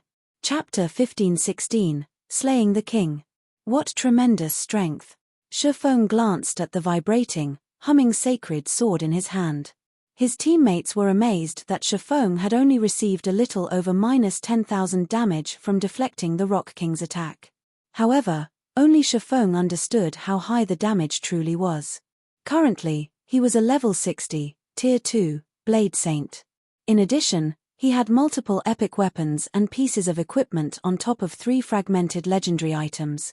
Although rings and capes provided a much lower boost than weapons, they were still precious fragmented legendary items. Epic items simply couldn't compare. He also had the Aura of Earth, which increased his defense and decreased incoming damage, activated, yet despite these factors, he still took over -10,000 damage from just redirecting the Rock King's attack. Had he received the Guardian boss's attack head-on, the consequences would have been dire. After Shifeng deflected the Rock King's attack, the latter swung its other arm, attacking Cola again. However, since Shifeng had bought Cola a moment's peace, he had recovered from the paralysis effect. He immediately turned and leaped backward, his shield angled to deflect the Guardian boss's attack while using the resulting impact to propel himself towards the Rock King. When Cola returned to the ground, he stood next to the Rock King's feet.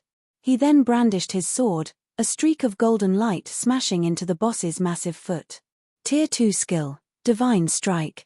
Suddenly, a high amount of damage appeared above the Rock King's head. -52,497. But Cola wasn't satisfied. The Tier 2 Divine Strike was his strongest skill, and Thunder God's power added lightning damage to his attack, yet he only dealt a little over -50,000 damage. If he were fighting any other boss, he would deal over -80,000 damage. However, due to this attack, Cola had stabilized his aggro on the boss. Everyone, focus your fire on the Rock King, Shifeng commanded. Immediately, the ranged classes launched one attack after another. Unfortunately, most of the damages weren't particularly high. On average, Tier 1 skills only dealt around -14,000 damage to the Guardian boss, whereas Tier 1 players' normal damage hovered between 5 and 6,000. Moreover, this was including the bonus damage from Thunder God's power. Just how high is this Rock King's defense? Everyone winced when they saw their meager damages. Their damage and levels currently ranked at the very peak of God's domain, yet against this boss, their damage was pitiful.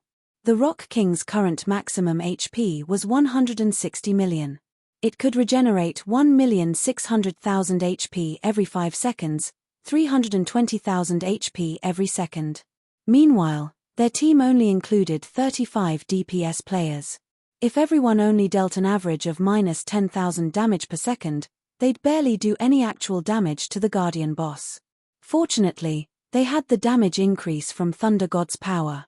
Otherwise, they'd have no hope of defeating this Guardian boss. Only now did Zero Wing and Azura's experts understand why the various superpowers had saved the rock giant encampment for last. It wasn't just because of how challenging the ordinary rock giants were to clear out, but because of the difficulty of raiding the Rock King. However, when Aqua Rose and the other Tier 2 ranged players made their move, damages over -20,000 began to appear above the monster's head. Some attacks even dealt over -40,000 damage. After the first wave of ranged attacks, Fire Dance, Shadow Sword, Flying Shadow, Rampant Blade, and Gentle Snow and the other Tier 1 melee players finally assaulted the boss. Tier 2 skill, successive shadow step. Tier 2 skill, blade storm. Tier 1 taboo skill, frozen river. When the Tier 2 player's numerous skills struck the Rock King, the rest of the team was astonished. -56,487, -124,678, -58,037, -42,054, -31,675.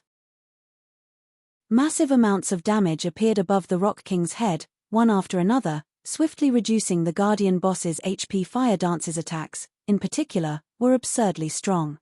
Her normal attacks alone dealt over -13,000 damage each, nearly -30,000 damage with a critical hit. When she used her skills, she could easily deal over -50,000 damage, over -100,000 damage if she achieved a critical hit.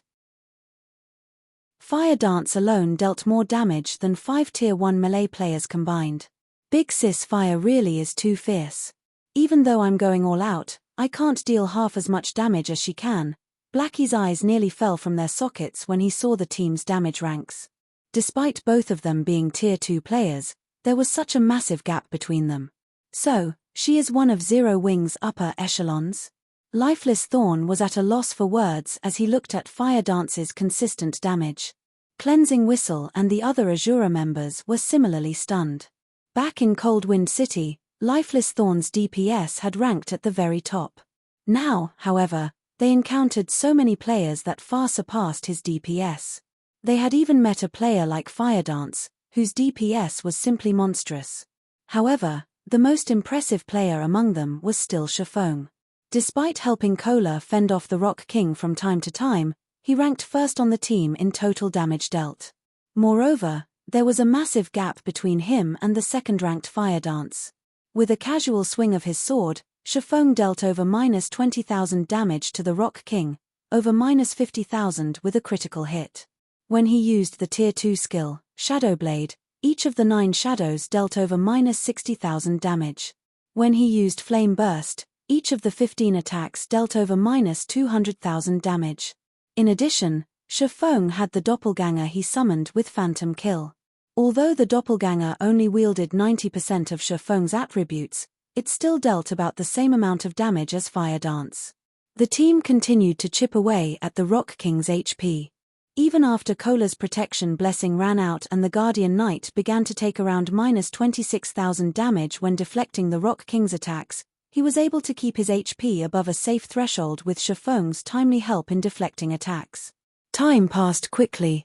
When the Rock King's HP fell to 50%, its body abruptly curled. A magic array with a 500-yard radius appeared beneath its feet, and the surge of mana moving towards the array gave everyone a moment of discomfort. A second later, crimson meteors began to rain from the sky. This move was none other than the Rock King's team wipe move, Meteor Bombardment. "Everyone, gather to me," Shifeng shouted when he saw the descending meteors.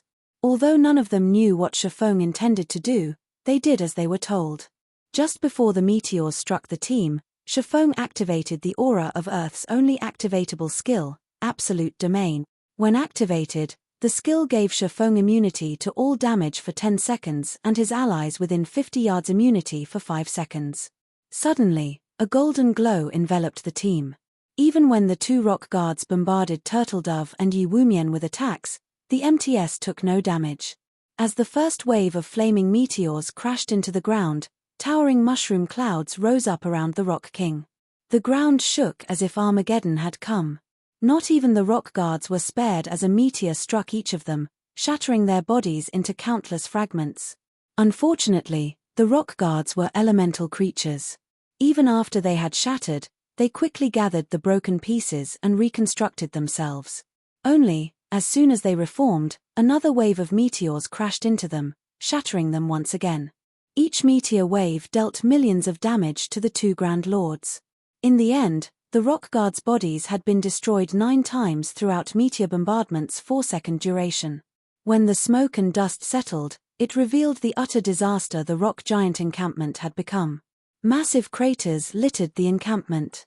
Meanwhile, the Rock King had lost over 10 million HP in its own attack. Seeing this, The players nearly lost their footing. Fortunately, they had been protected by Shifeng's absolute domain. Otherwise, they would have all died. Good. The meteors have forced the boss into a weakened state. Attack with everything you've got, Shifeng commanded when he saw the Rock King, who remained immobile after its spell had ended. Hearing Shifeng's command, everyone quickly resumed with their assault, bombarding the Rock King with every skill and spell they had. The weakened Rock King's defense was at an all-time low, doubling everyone's damage. Since the Rock King was immobile, they didn't need to worry about it blocking their attacks, either. A series of damages appeared above the Rock King's head, draining its HP like flowing water. In less than a minute, the Rock King's HP fell to 20%, at which point the Guardian boss stood and bellowed in rage. Cracks formed across its body before numerous fragments began to fall off. These fragments then formed Lord-ranked rock giants, the exact same number as the team's players, 50. This sudden change also decreased the Rock King's HP to 10%, but it had entered a defensive state, significantly increasing its defense. Now, the team members' attacks dealt less than 20% of what they did originally. This was the Rock King's other team-wipe move, Life Division. If players couldn't defeat the Lord-ranked rock giants in time, these rock giants would be reabsorbed and restore the Rock King's HP, each rock giant healing the Guardian boss for 1% of its HP. Meanwhile, if the Rock King's HP recovered to 50%, it would use meteor bombardment again. The team nearly succumbed to despair at this turn of events. The only thing preventing them from thoroughly falling into despair was the fact that the 50 Lord-ranked rock giants only had 9 million HP each. After including the 30% suppression from Thunder Domain, each rock giant only had 7,200,000 HP. Shifeng, however, had long since prepared for this moment. Relaxed, he commanded, Cola, aggro the mobs. Blackie, give Cola a Guardian of Light. Everyone with large-scale destruction spells, use them. Hearing the command, Cola dashed into the monster crowd and used the Tier 2 AoE taunt, Punishing Light. Immediately, all 50 rock giants set their sights on Cola. At the same time, Blackie cast Guardian of Light, rendering the Guardian Knight immune to all magic damage and reducing incoming physical damage by 80%. At the same time, the skill healed Cola for 5% of his HP every second for 20 seconds. With Cola's defense and Guardian of Light's damage reduction, he only took around -300 damage from the level 60 Lord's attacks. Even when he received a direct hit, he only took -1000 damage. With Guardian of Light's healing, he easily endured the rock giant's attacks. After Cola used Tier 1 Devotion, another AoE taunt, Shifeng, Blackie, Aqua Rose, Alluring Summer, and Zhao Yueru simultaneously cast their large-scale destruction spells. Despite the numerous spells raining down on him, Cola received no damage, but the same could not be said for the rock giants. By the time every large-scale destruction spell ended, the 50 rock giants were no more.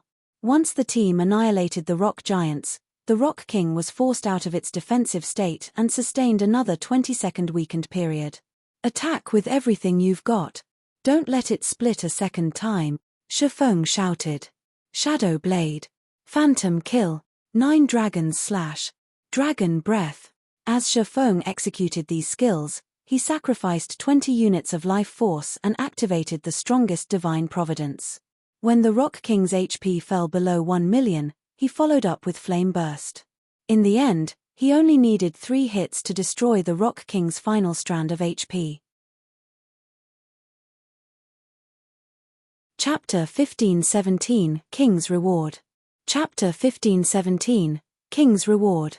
Chapter 1517, King's Reward. We won. The boss is finally dead. Zero Wing cried out in excitement as they watched the Rock King crumbling into a pile of rubble. The Rock King's death, it meant that they now owned the Rock Giant encampment. Now that they had secured 2 of Thunder Island's monster encampment, they would secure nearly 1/8 of the authority over Thunder Island, becoming one of the island's main rulers. When the Rock King's corpse began to fade out of existence, a pillar of light rose from it and shot into the sky. Even players outside Thunder Island could see the pillar of golden light.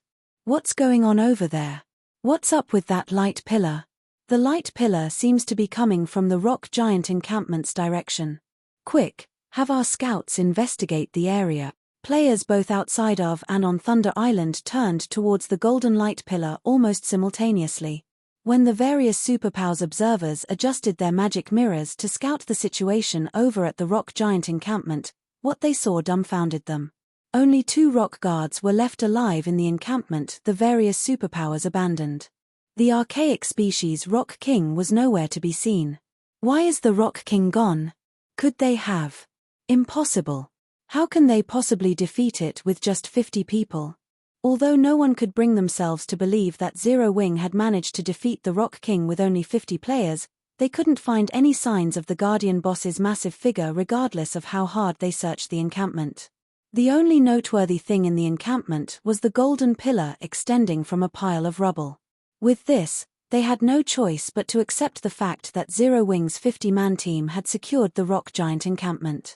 The various observers reported what they saw to their superiors on the island. What? How is that possible? Zero Wing managed to secure a second encampment before we did. Just what did they do? Although Zero Wing's clearing speed surprised them, they were still confident that they could claim their second encampment before Zero Wing was anywhere close to defeating the Rock King. Then they would be able to secure their third encampment with little effort. After all, the Guardian boss there couldn't be defeated easily, especially not with a 50-player team. Not only did Zero Wing manage to clear the monsters in the inner and outer areas, but it defeated the Rock King quickly. This outcome exceeded their expectations. When Phoenix Rain received this shocking news, she, too, was astonished. They actually succeeded. Phoenix Rain looked at the Rock King's remains with an indescribable sense of shock. At this point in the contest, the various superpowers had almost finished claiming their second encampment, and they had far more players than she and Zero Wing. However, these superpowers had many more players than she and Zero Wing did. If not for their lack of manpower and Nine Dragons Emperor's interference early on, they could have secured more than just 2 encampments. In contrast to the reactions of Phoenix Rain's team, Nine Dragons Emperor's players wore grim expressions when they heard the news. How did they defeat the boss so quickly? Was the Rock King actually an easy raid? Right. That must be it. How else would Zero Wing's 50-man team have cleared out an encampment faster than us? When Nine Dragons Emperor's team members looked at the distant light pillar, they were envious. Despite fighting desperately, they had yet to clear out the monsters in the encampment's inner area. On the other hand, despite starting the raid on the encampment's inner area much later than they did, Zero Wing's team already defeated the Rock King, a Grand Lord-ranked archaic species. Damn it. How did things end up like this? Lonely Castle's eyes were bloodshot from rage and envy. Had he known something like this would happen, he would never have agreed to cooperate with Nine Dragons Emperor. Although he wouldn't receive any financial support from Phoenix Rain, he would have obtained a temporary teleportation array on Thunder Island at the very least. With the teleportation array, Firmament would be able to further the development of its naval forces and gain the opportunity to surpass the other first-rate naval guilds. Now that opportunity was gone. Pavilion Master, this will be troublesome. Now that Phoenix Rain has secured 2 monster encampments, the Great Pavilion Master will side with her, Marshal Dragon said as he gave the light pillar a grim look. Had Phoenix Rain only secured 1 monster encampment, they could still, more or less, compete with her, but they'd lose their advantage if she secured 2 encampments. Not only could she convince more large guilds to ally with her, but she would also gain the Guild Elders' support during the next contest. Phoenix Rain also had a powerful ally like Zero Wing. Not only would Phoenix Rain be able to get more players to take part in the next Thunder Island contest, but she would also have many more powerful experts supporting her. Zero Wing? Killing intent welled up within Nine Dragons Emperor. Immediately, he commanded, after the battle, notify Beast Emperor that I'll support him fully. But I have one condition. I want Zero Wing eliminated from God's domain. The Guild Elders will likely voice their opinions about this matter. After all, Zero Wing is in the same boat as Phoenix Rain. If we use the Dragon Phoenix Pavilion's strength to deal with Zero Wing publicly, Marshal Dragon said worriedly when he heard Nine Dragons Emperor's chilling tone. Let them. As long as Phoenix Rain loses Zero Wing's support, we'll have a chance to struggle onward. Nine Dragons Emperor stated, determined. His voice radiated killing intent. He had always treated Zero Wing as one of Phoenix Rain's chess pieces and had never placed any importance on the guild. Now he fully understood that Zero Wing was no mere chess piece. Instead, it was Phoenix Rain's lifesaver. He would be eliminated from the competition for the Great Pavilion Master's position sooner or later if he didn't disregard his reputation and destroy Zero Wing while it was still developing. Even if he had to earn the Great Pavilion Master's displeasure, he was determined to destroy Zero Wing thoroughly. Understood. Martial Dragon looked at Nine Dragons Emperor's determination in shock. Nine Dragons Emperor would normally only place such great importance on super guilds and super first-rate guilds, yet he was doing the same for Zero Wing now. In fact, this was the first time he had ever seen Nine Dragons Emperor willing to go to such lengths to defeat a foe. Zero Wing's members received a system notification while the various superpowers were shocked by their successful capture of the rock giant encampment. System. Congratulations. You have defeated the Rock King with less than 100 people. Rewarding 15 Thunder Island reputation and 800 Thunder Island contribution points. System. Congratulations. You have defeated the Rock King during the first struggle for Thunder Island. Rewarding 20 free mastery points, 5 legacy skill points, and 1000 Thunder Island contribution points. 2 system notifications appeared consecutively, stunning the team. While they might not know the value of Thunder Island's contribution points, they knew the importance of mastery points and legacy skill points. When one had enough mastery points, their base damage would increase. As for legacy skill points, players typically received some when they leveled up. With the 5 points they just received, they could easily learn an additional Tier 1 legacy skill. They could even learn a Tier 2 legacy skill if they obtained some more points, greatly enhancing their combat power. It was true that Shifeng's leadership had allowed them to defeat the Rock King so easily this time, but another reason that quite a few players in the team possessed Tier 2 skills, which allowed their team's overall damage to exceed the Rock King's battle recovery. After the system notifications ended, the light pillar rising from the center of the encampment began dissipating gradually. Dazzling items of various shapes and color then rained down from the sky, forming a small mountain where the Rock King's corpse had previously lain. The brilliant glow and powerful aura the mountain of items radiated moved the team members' hearts. The reward for the first kill of Thunder Island's 3 great bosses is tremendous. Shifeng was also quite surprised. Although he had expected the Rock King's loot to be extraordinary, he hadn't expected this much. The amount of loot here could already rival the loot from killing 3 or 4 Grand Lord ranked archaic species of the same level. Chapter 1518 Magic Workshop.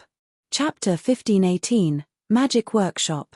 Chapter 1518 Magic Workshop. The Rock King's loot did not shock only Shifeng and his team. Even the players watching the encampment from outside of the island drooled when they saw the small mountain of items. Isn't the Rock King only an archaic species? Why did it drop so many items? By the looks of it, there should be more than 150 items. If I had that loot, I could make a fortune overnight by selling them. Everyone felt a deep jealousy of Zero Wing as they looked at the rock giant's loot. The Rock King was a level 60, Grand Lord ranked archaic species.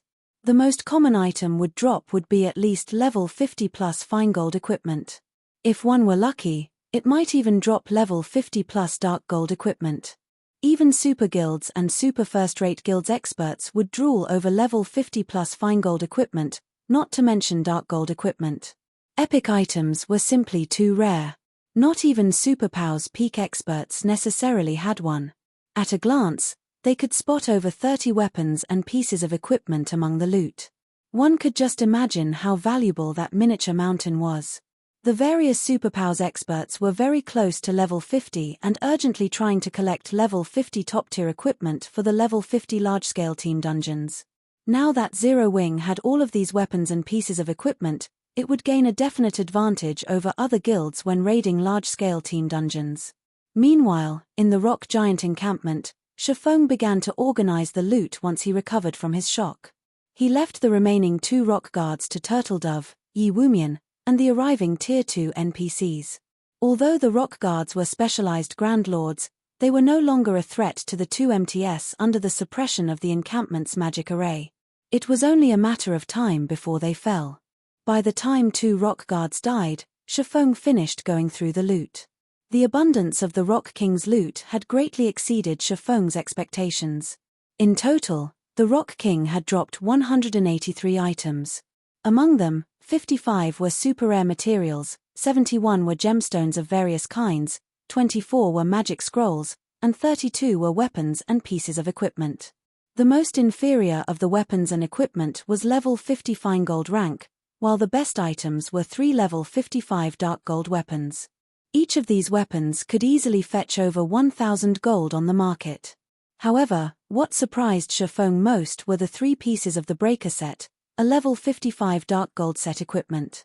The breaker set was an 8-piece set equipment for the Berserker class. Normally, it only dropped in super large-scale team dungeons. Shifeng had never expected the Rock King to drop level 55 dark gold set equipment. Moreover, the breaker set was a unique dark gold set equipment. If players collected 2 or more pieces of the set's level requirement would decrease by 5 levels. This meant that level 50 players could equip the items. In terms of basic attributes, the individual pieces of the breaker set were only slightly weaker than level 50 epic equipment. The Guardian boss had also dropped a piece of epic growth type equipment called the Soul Robe. The Soul Robe wasn't restricted to a specific class, although its skills and attributes were suited for healers. When equipped, the robe increased the potency of the wearer's healing spells by 5%. The robe also offered the passive skill, Soul Fluctuation. This passive skill would recover the wearer's mana even when in combat. This skill was akin to an everlasting mana recovery potion during battle. With this skill, a healer could support their allies without worrying about mana. When Shifeng shared the Soul Robe's attribute panel with the team, it earned a round of gasps. During the game's early stages, players didn't place much importance on their mana, but as they reached higher levels, their skills and spells increased in both quantity and quality. As a result, their mana consumption increased as well. The higher tiered a skill or spell was, the more mana it consumed. Hence, if players wanted to raid bosses, the Soul Robe was a must-have item. Following which, Shifeng handed the Soul Robe to Violet Cloud. Whether players were up against other players or monsters, a powerful healer on a team was of the utmost importance. Giving the robe to Violet Cloud was undoubtedly the wisest decision. Not only would it improve her healing, but she'd also have an easier time managing her mana. She'd have more leeway when choosing spells and could maximize the team's survivability. However, the last item the Rock King had dropped was the only one that truly attacked Shifeng's attention. The Magic Workshop design. For a moment, Shifeng even wondered if he were hallucinating as he gazed at the thick, dusty tome in his hands. The Magic Workshop was one of the 3 major buildings players could construct in a guild residence, but only a small number of guilds had ever constructed one for themselves in the past. The first reason was the Magic Workshop design's low drop rate. Normally, only level 60+ mythic field bosses had a sliver of a chance of dropping the design. Unfortunately, mythic monsters were exceedingly rare in the fields. The second reason was the construction materials. The main materials to construct the Magic Workshop were incredibly rare and precious. The list even included 7 luminaries crystals, the design requiring 200 units. That was the equivalent of 4 to 607 luminaries crystals. This was why, even after obtaining the design, most guilds had been unwilling to construct the building. With that many 7 luminaries crystals, one could set up a relatively large mined space. However, the guilds that had built the Magic Workshops had proven that the sooner they did so, the more beneficial it would be to the guild's development. The Magic Workshop had a wide range of use. Chief among them was magic scroll production. The magic scrolls on the market were generally attack, defense, or summoning scrolls. Meanwhile, the Magic Workshop could produce support scrolls. These scrolls were tierless and similar to players' buff spells and skills. Only, The buffs didn't increase players' basic attributes, magic resistance, or defense. Instead, the buffs improved aspects of a more intrinsic in nature. For example, players could see farther, hear clearer, and react faster. These buffs allowed players to exhibit more of their own strength, covertly helping them become stronger.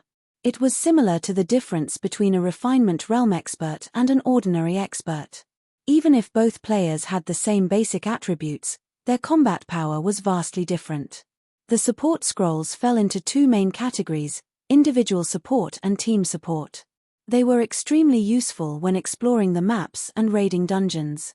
Unfortunately, players needed to gather the required materials before paying the Magic Workshop's NPCs to produce the scrolls for them. But after obtaining the support scrolls, players' leveling speed and survivability would improve significantly. These scrolls' effectiveness depended on the Magic Workshop's rank. The higher a Magic Workshop's rank, it would produce a wider variety of and stronger support scrolls. However, it was not easy to upgrade a Magic Workshop. This was another reason that guilds were recommended to construct the building as soon as possible. In the past, a rumor had floated around stating that the support scrolls from a 7-star Magic Workshop would grant an ordinary expert the temporary ability to contend with a refinement realm expert on equal footing. However, Shifeng had never seen or heard of any guild successfully upgrading their Magic Workshop to 7 stars. The highest rank he had seen was a 5-star Magic Workshop. Even so, a 5-star Magic Workshop could improve guild members' strength by leaps and bounds. Many of the first-rate guilds that had hesitated to construct their Magic Workshops after obtaining the design had regretted their decisions. After Shifeng finished examining the Magic Workshop design, he stored it in his bag, afraid that he would lose it accidentally. After dealing with the rock giant encampment, Shifeng didn't attempt to raid another encampment. He simply guarded the rock giant encampment while waiting for the contest to end. They simply didn't have enough time to raid another encampment, and Thunder God's power was still on cooldown.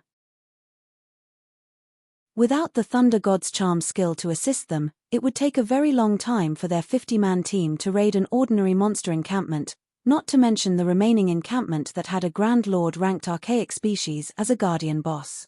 Meanwhile, the Sacred Temple, which raided its third encampment, encountered an unexpected problem. Halfway through the raid, Miracle attacked the Sacred Temple and stole the encampment, becoming one of the only 2 guilds on Thunder Island to secure 3 monster encampments. Ha ha ha. Despite their arrogance, the bastards from the Sacred Temple ended up with only 2 encampments, just like us. Blackie could not help but laugh when he heard this news.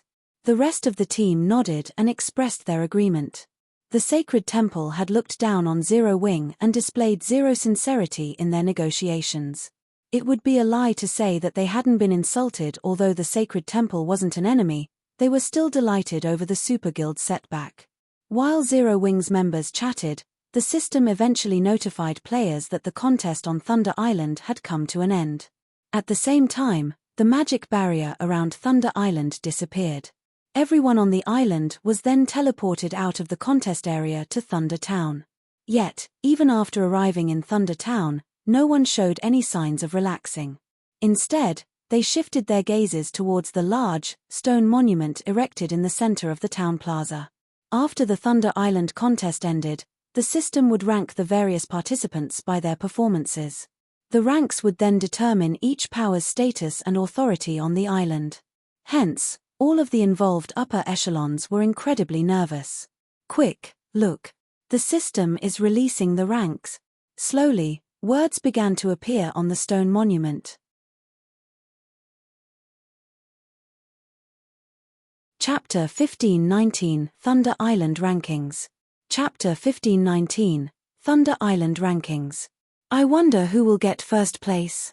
I've heard that first place gets to control the only large shipyard on Thunder Island. Whoever gets that shipyard will definitely have an easier time developing in the Sea of Death. That's right. I've heard that the large shipyard on Thunder Island can produce unique speedboats and cargo ships. Anyone that gets the shipyard will easily be able to expand their naval forces. All of the rewards for the top 5 ranks are pretty good. The top 5 guilds will share authority over a large repair yard, giving them easy access to ship repairs. As words began to appear on the stone monument, players in the plaza and waiting outside of Thunder Island watched with building excitement. Even players who didn't belong to the various superpowers were paying close attention to the ranking because the powers on the list would be in control of Thunder Island for some time. If one had a rocky relationship with the ruling superpowers, they'd likely have to avoid Thunder Island and the Sea of Death until the next contest. It was incredibly difficult to avoid damage to a ship in naval combat, and as ships' durability decreased, players would need to repair them. If one were an enemy of the powers controlling Thunder Island's shipyards or repair yards, this contest results could deal a devastating blow to their naval development. Thunder Island was the only location that offered repairs in the Sea of Death, and traveling to and from this zone was troublesome and time-consuming. As for obtaining a temporary teleportation array, that was impossible. There weren't even enough teleportation arrays for all of the participating superpowers. All minor characters like themselves could do was stand by and watch from the sidelines. As players quietly chatted, the first place guild's name appeared on the monument. Miracle. How is it miracle? Didn't the Battle Wolves secure 3 encampments as well? It should be because of the impromptu merge between Nine Dragons Emperor and Miracle's teams. Don't forget, Nine Dragons Emperor's side also secured an encampment. With this, Miracle technically has 4 encampments under its control. Naturally, it secured first place. Wow, Nine Dragons Emperor really did that. Won't he lose all authority over Thunder Island by merging with another team? It can't be helped. Nine Dragons Emperor dug his own grave by starting a fight with Phoenix Rain. Had he not done so, he could have easily gained a share of authority over Thunder Island. While the watching teams were slightly surprised by Miracle's success, they also sympathized with Nine Dragons Emperor. There was a massive difference between those who had authority over the island and those who did not. With this authority, even controlling a fraction of the island allowed these powers to decide Thunder Island's development model. At the same time, they would have control of a repair yard. Had Nine Dragons Emperor secured a monster encampment under his own name, although he wouldn't have obtained a large repair yard, he could have obtained a smaller repair yard. He wouldn't have to borrow one from another power. With the advent of the first place, the name of the second place guild soon followed. Unsurprisingly, the Battle Wolves secured second place. It was the only other guild that had occupied more than 2 monster encampments. By coming in second place, the Battle Wolves had gained complete control over a medium shipyard, 25% of the shares of a large repair yard, and full control of a small repair yard. The various superpowers were jealous. Like the large shipyard, Thunder Island only had 1 large repair yard. In addition to the large shipyard, first place only received 30% of the large repair yard's shares and a small repair yard. I wonder which guild will come in third. It should be either the Sacred Temple or Nine Heavens Pavilion. After all, both super guilds had occupied quite a number of ancient towers. Even the reward for third place is amazing. Not only will they obtain a small shipyard, but they will also enjoy 20% of the large repair yard's shares and a small repair yard. Only the top 3 ranks won't have to share a small repair yard. While the waiting players discussed the situation, the system finally finished calculating the results and displayed the third-ranked team. Dragon Phoenix Pavilion. When the Blackstone Monument displayed these 3 words, the plaza fell silent. Everyone was speechless as they stared at the name. Players only commented after a long pause. What's going on? How is it the Dragon Phoenix Pavilion? How is the system calculating these results? Although the Dragon Phoenix Pavilion secured 2 encampments, it didn't capture nearly as many towers as the Sacred Temple and Nine Heavens Pavilion. How could it rank third? The system must have miscalculated. The various superpowers weren't pleased with the rank. The Sacred Temple and Nine Heavens Pavilion's members, in particular, were furious about the result. Both of their guilds had surpassed Phoenix Rain's team in terms of member count and captured ancient towers. No matter how they looked at it, Phoenix Rain's team should not have secured third place. In fact, it should have been a miracle if her team even ranked 5th. Big Sis Rain, look. We actually got third place. Blue Phoenix shouted excitedly when she saw their rank on the stone monument. She paid zero attention to the other superpowers' grumbling and voices of dissent. When Phoenix Rain saw her team's rank, she, too, was astonished. She turned her gaze on Chiffon, curiosity filling her eyes. As far as she was concerned, she should thank the heavens if her team ranked 5th in this contest. After all, the few other superpowers participating had also occupied 2 encampments. Moreover, they had claimed more than just 3 ancient towers. Yet, her team had ranked 3rd in the contest. This was simply inconceivable. The only possibility was that Zero Wing had done something to increase their team's overall rank. However, Chiffon merely shrugged his shoulders, expressing that he wasn't sure either, in response to her curious look. Seeing his response, she decided that the matter wasn't worth pursuing. Even so, Phoenix Rain flashed her ally a grateful look. Now that she had secured 3rd place in the Thunder Island contest, she had qualified to compete in future contests. Even if she had lost Firmament's naval support, with the small shipyard and a small repair yard on Thunder Island, she could develop a considerably powerful fleet of her own in 1 month. Guild leader, you really don't know anything about this? Aqua Rose quietly asked. Of course, I know. But I don't want to reveal this secret just yet, Chiffon said, chuckling. He then explained, it is true that the system calculates the contest's ranks based on the number of occupied encampments, but not all encampments are equal. Some are more difficult than others. Naturally, the more difficult a monster encampment is, the more points a team can gain by capturing it. The rock giant encampment we captured is one of the 3 most difficult encampments on Thunder Island. Naturally, we earned more points than our competition. Current players hadn't yet discovered the matter of different encampments rewarding a different number of points. Players had only reached this conclusion in the past after multiple contests. When a team had limited strength, those who knew this information could earn a better result. Although their team had only captured 2 monster encampments on paper, the rock giant encampment awarded the most points of any encampment on Thunder Island. The encampment awarded the equivalent of 1.5 times an ordinary encampment. Hence, Chiffon wasn't surprised that their team had ranked 3rd in the contest. In fact, this was precisely why he had chosen the rock giant encampment over an easier target. Phoenix Rain. Jealousy tore at Nine Dragons' Emperor as he shot Phoenix Rain a nasty look. Despite all of his effort and resources, he had only obtained a temporary teleportation slot. In contrast, Phoenix Rain had secured a portion of authority over the island and ranked 3rd in the contest. The Great Pavilion Master and previously neutral elders would definitely give her their full support now. Meanwhile, Lonely Heaven's stomach twisted with regret. If he had access to a small shipyard and repair yard on Thunder Island, furthering Firmament's naval forces and surpassing the other first-rate guilds would be easy. A heavy silence loomed over the sacred temple's upper echelons. Eternal Dead, in particular, wore a solemn expression. Guild leader, the Battle Wolves has stated that they want to reopen negotiations with Phoenix Rain and Zero Wing. What should we do? Quiet Melody hesitantly asked the silent man beside her. The contest's outcome was unexpected. Their original plan was to share control of half of Thunder Island's sole large repair yard with Battle Wolves. However, that was no longer possible.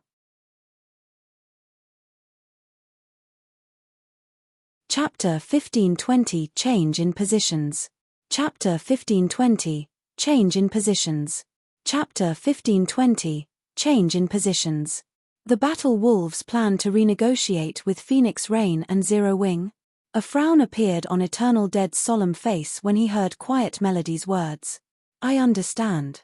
Tell the Battle Wolves that we'll leave negotiations to them. If the Battle Wolves decide to accept Phoenix Rain and Zero Wing's conditions, we won't argue. He had hoped to teach Zero Wing the difference between their guilds, but he never expected this kind of outcome. Together, Phoenix Rain and Zero Wing had actually outperformed the Sacred Temple. Now, he had no choice but to lower himself and reopen negotiations with Chiffon. Understood. Quiet Melody nodded. Eternal Dead's reply didn't particularly surprise her. After all, He had climbed to the guild leader's position with the unanimous support of the previous guild leader and various elders because he always kept the guild's best interest in mind.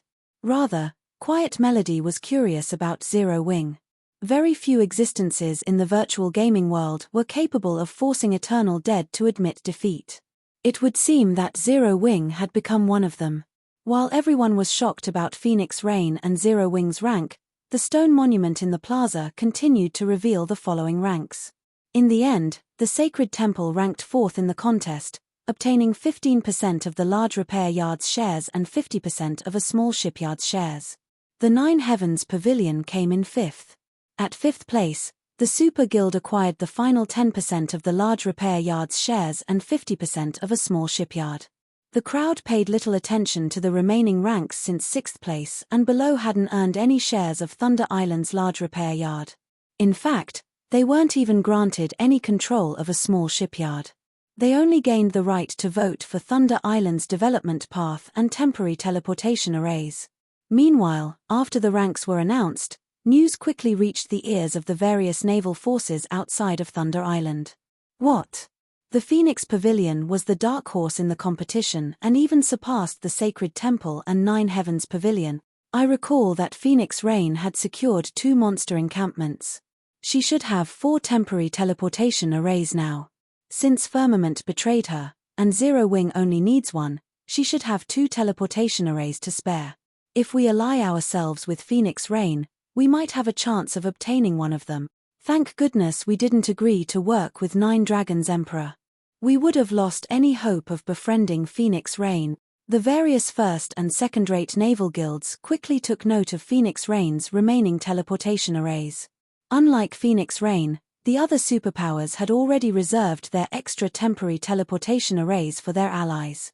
Some superpowers had even failed to meet their original goals and acquire enough teleportation arrays. On the other hand, one of Phoenix Rain's partners had betrayed her, so it was entirely possible to ally with her team and obtain one of the arrays. Big Sis Rain, several large guilds with relatively powerful navies have contacted us, stating that they're willing to work under you. However, they have requested a temporary teleportation array in return, Blue Phoenix excitedly announced. In addition, several superpowers have congratulated us, stating that they would find time to negotiate cooperation in the future. The Battle Wolves have also sent a representative to reopen negotiations regarding cooperation on Thunder Island. Although the Dragon Phoenix Pavilion was a super first-rate guild, Phoenix Rain could only mobilize a small portion of the guild's power. Hence, before today, very few naval forces had been willing to ally with her. The various superpowers were of a similar opinion. Now, however, first- and second-rate naval guilds and superpowers began to pay attention to Phoenix Rain. Even the Battle Wolves wanted to reopen negotiations. Blue Phoenix had never imagined this outcome. Yi Feng, the Battle Wolves have sent an invitation. What is your opinion on the matter? Phoenix Rain asked Shi Feng softly, who stood beside her. She was fully aware that Zero Wing was the only reason she enjoyed such treatment. Furthermore, their relationship had long since grown past that of an employer and employee to a partnership. Since the Battle Wolves had taken the initiative to reopen negotiations, she had to seek his opinion on the matter. Let them wait for a bit. We're not in a hurry, Shi Feng said, smiling. He was not particularly surprised by the situation. Instead, we should focus on recruiting strong naval forces. Only by doing so can we increase our overall strength quickly. Cooperating with the various superpowers would only benefit them on Thunder Island. On the other hand, by recruiting the naval forces that needed a temporary teleportation array, they could bolster the ships sailing under their banner.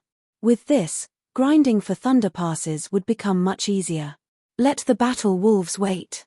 Phoenix Rain was taken aback when she saw Shi Feng's serene expression. The Battle Wolves was a bona fide super guild. It had also occupied 3 monster encampments during this contest. Many large guilds would die for the opportunity to cooperate with the Battle Wolves, yet Shi Feng wanted to reject the super guild's offer. Once we begin operating our small shipyard, we'll have a greater advantage in the negotiations, Shi Feng said, nodding. All right, then. I'll let them know, Phoenix Rain agreed, finding no flaws in Chifeng's reasoning. To forge iron, one needed a sturdy hammer. Even if they proposed the conditions they deserved, the battle wolves wouldn't necessarily agree. Once they were sufficiently powerful, the battle wolves and sacred temple would offer the appropriate conditions. What? She rejected the offer? She's even told the battle wolves to wait for her answer. What is she trying to do? When he read the report containing Phoenix Rain's reply, Eternal Dead was confused. Has she lost her mind?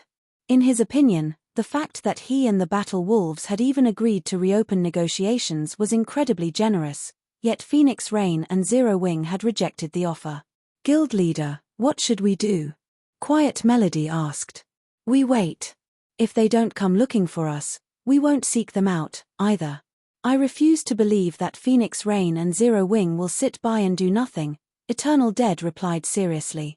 While the various powers chatted about the contest, Phoenix Rain and Chifeng's group ventured to Thunder Island's town hall and selected their small shipyard and small repair yard. They also registered their guilds for the respective temporary teleportation arrays.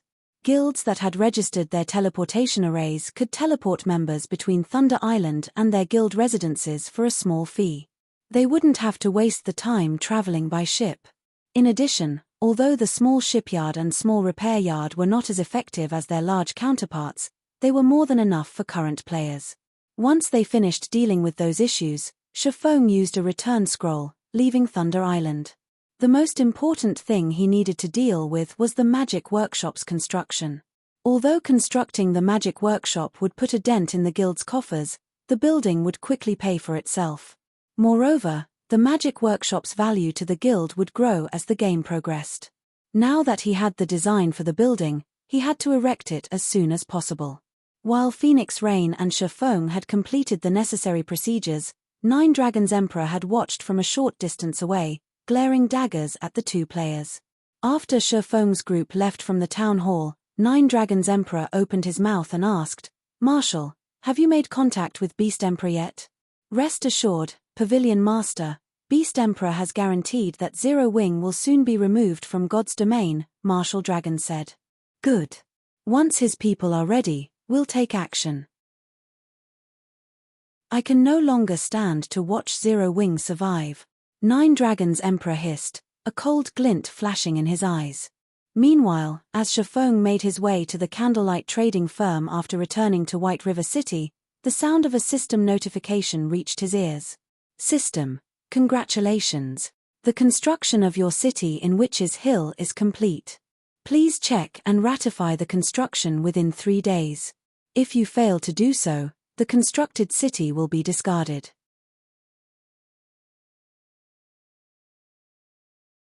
Chapter 1521 Materials of Astronomical Value.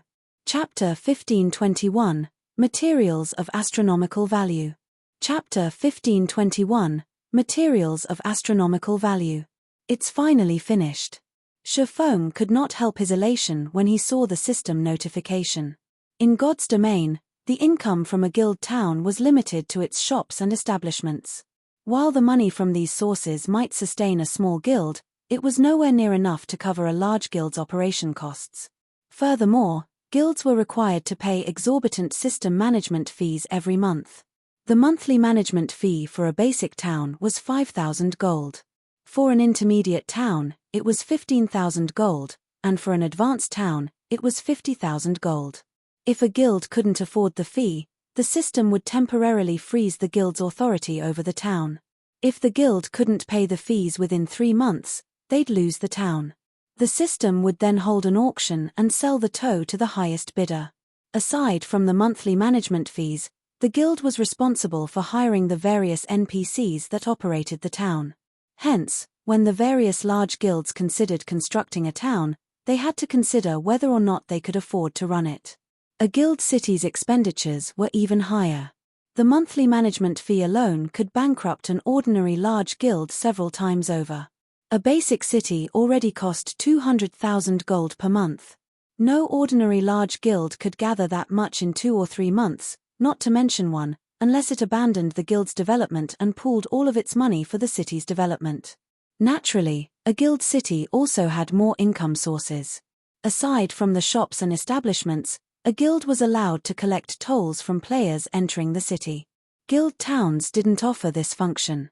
As long as a guild city attracted a sufficient number of players, the income from the tolls could easily surpass the shops and establishments by several folds. Hence, site selection was extremely important when building a city.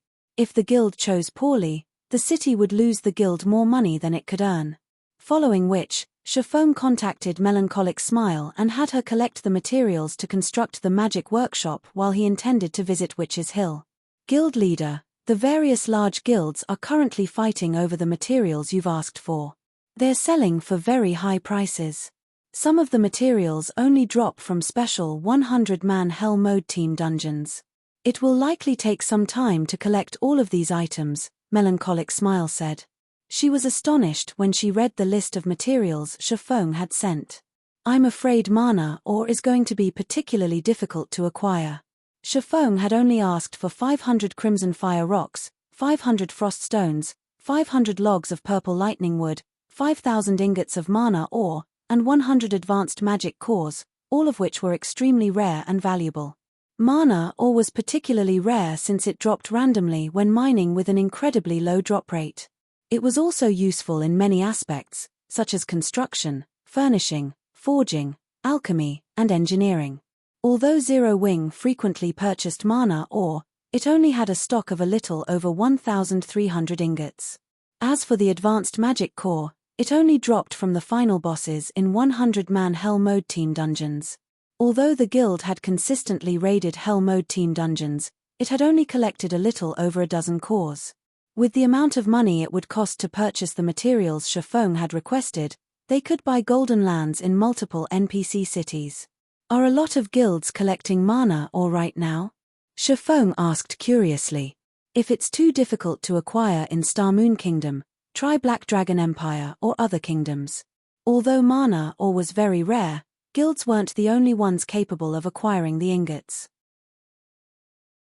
Many independent players spent their time mining ores in the fields, and a few were bound to get lucky, obtaining a few ingots. With how many independent players there were in the kingdom, it should not be very difficult to collect 1,000 pieces. Among the materials he listed, the mana ore should be the easiest to obtain.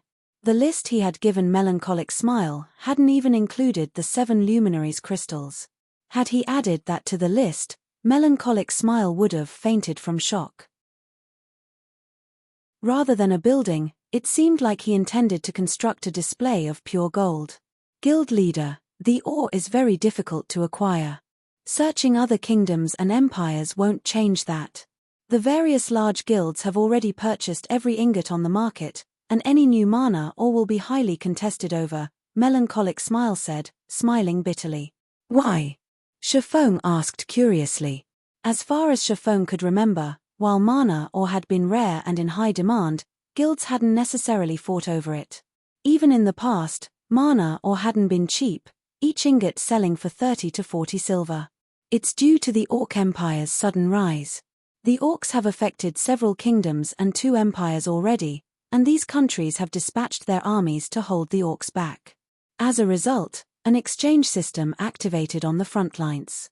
So far, many items are available for purchase, including the common mounts, which most guilds have been searching desperately for.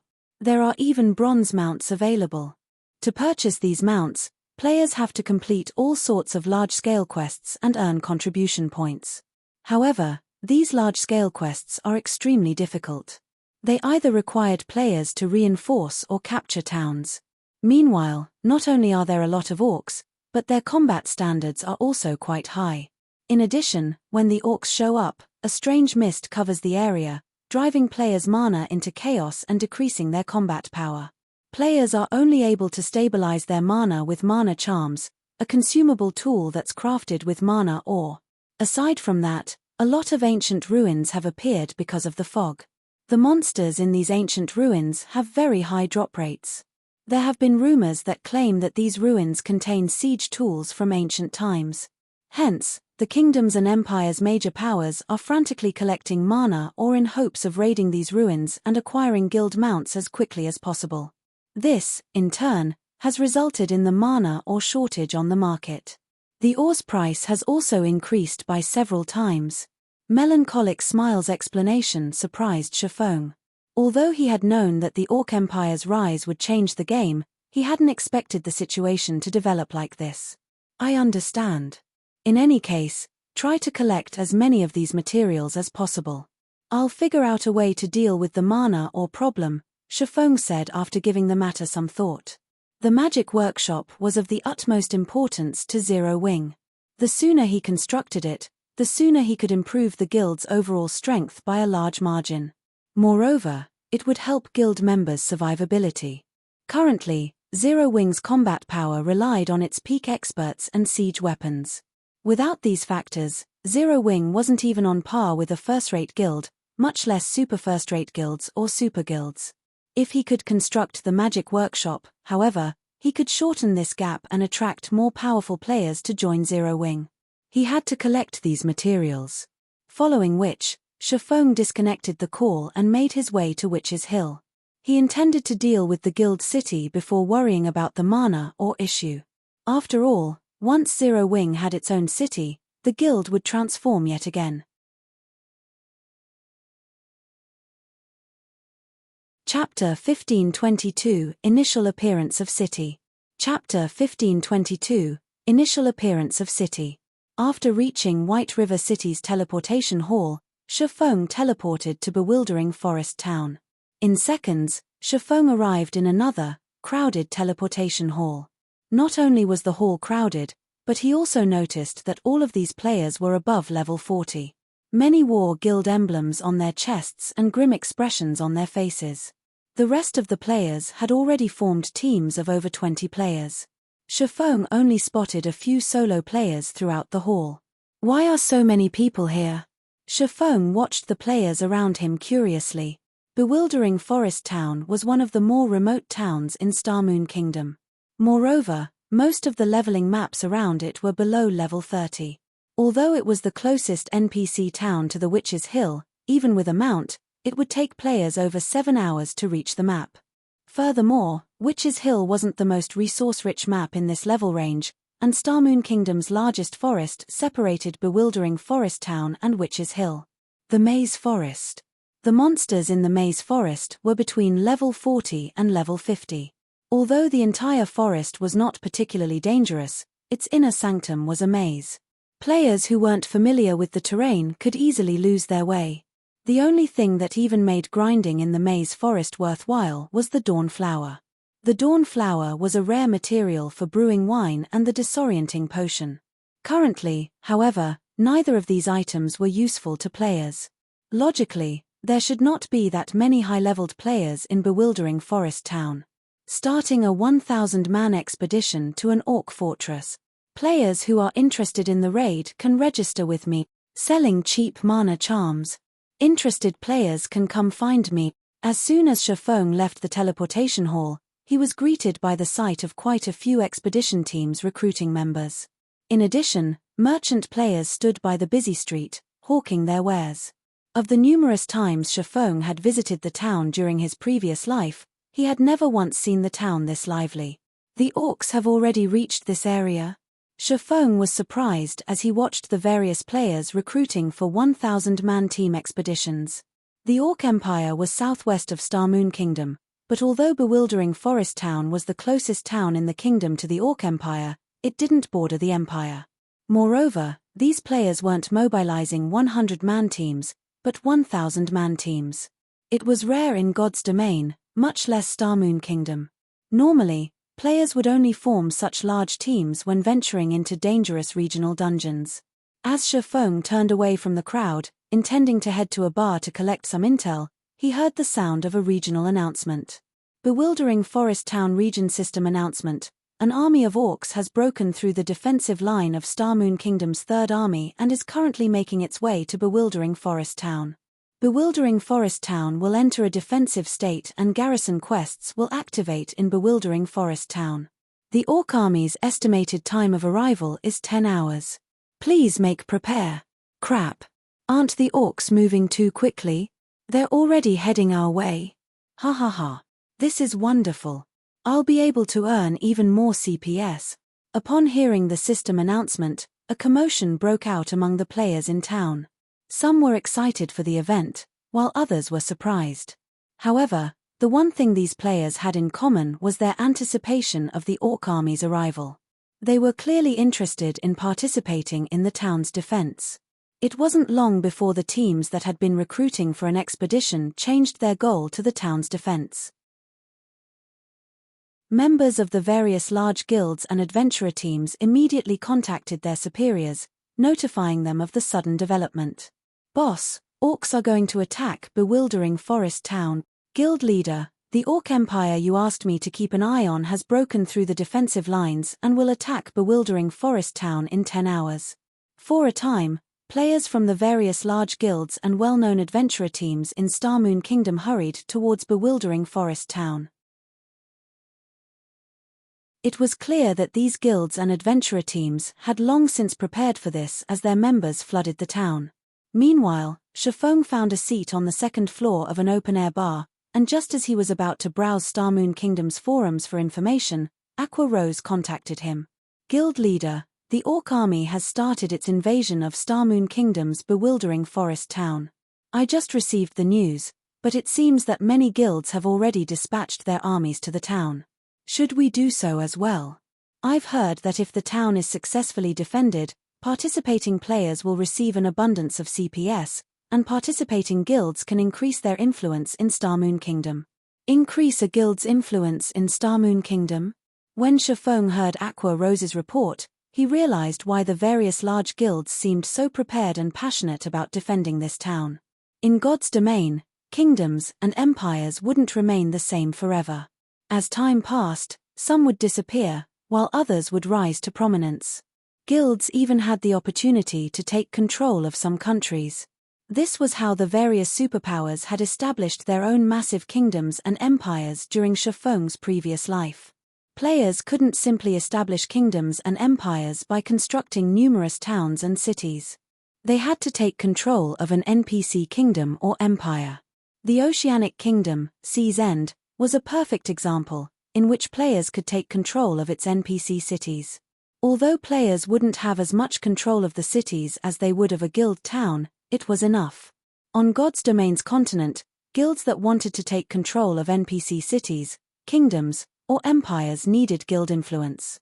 Of course, influence wasn't the only thing guilds needed to take control of NPC cities and countries. There were other requirements as well. At this stage of the game, it wasn't possible. Players were simply too weak, unable to take on God's Domain's NPCs. However, it was important for a guild to accumulate guild influence as early as possible. Aqua, see to the necessary arrangements immediately. Since the Starmoon Kingdom's large guilds are participating in the event, Zero Wing can't be absent, Shifeng instructed after giving the matter some thought. Although he had several methods to increase Zero Wing's guild influence in Starmoon Kingdom, it was not a bad idea to take advantage of this opportunity. It could save him a lot of time in the future. Guild leader, should we call in Gentle Snow's team as well? Aqua Rose asked. No need. Let them finish their promotions first. Shifeng had high hopes for Gentle Snow's and Zhao Yueru's Tier 2 promotions. After all, both wielded fragmented legendary items and hidden classes. Once the two completed their Tier 2 promotion, their combat power would be extraordinary. Following which, Shifeng disconnected the call and departed from Bewildering Forest Town. After finding a secluded location, he summoned the demonic flame tiger and made his way to Witch's Hill. With he still had 10 hours before the Orc army arrived, it was more than enough time to deal with the guild city and return to command the guild's army in battle. With the demonic flame tiger, Shifeng completed his journey to Witch's Hill, which normally required over 7 hours of travel time on a common mount, in less than 4 hours. As Shifeng reached the massive waterfall near Witch's Hill, the sight of a towering city rose before him. Unlike Stone Forest Town, soaring, magically strengthened stone walls surrounded the city. Although it wasn't visible to the naked eye, a magic barrier also enveloped the city. Although players could enter a town from any side, players could only enter the city through its main entrance. The construction looks quite nice. Even from afar, Shifeng was satisfied with how his city turned out. His new city was much larger than the basic cities, which were upgraded from advanced towns, that he had seen in the past. After the brief pause, Shifeng made his way towards the city. You're tuning in to the Celestial War YouTube channel. Don't forget to subscribe and join us on this journey to catch the most captivating stories,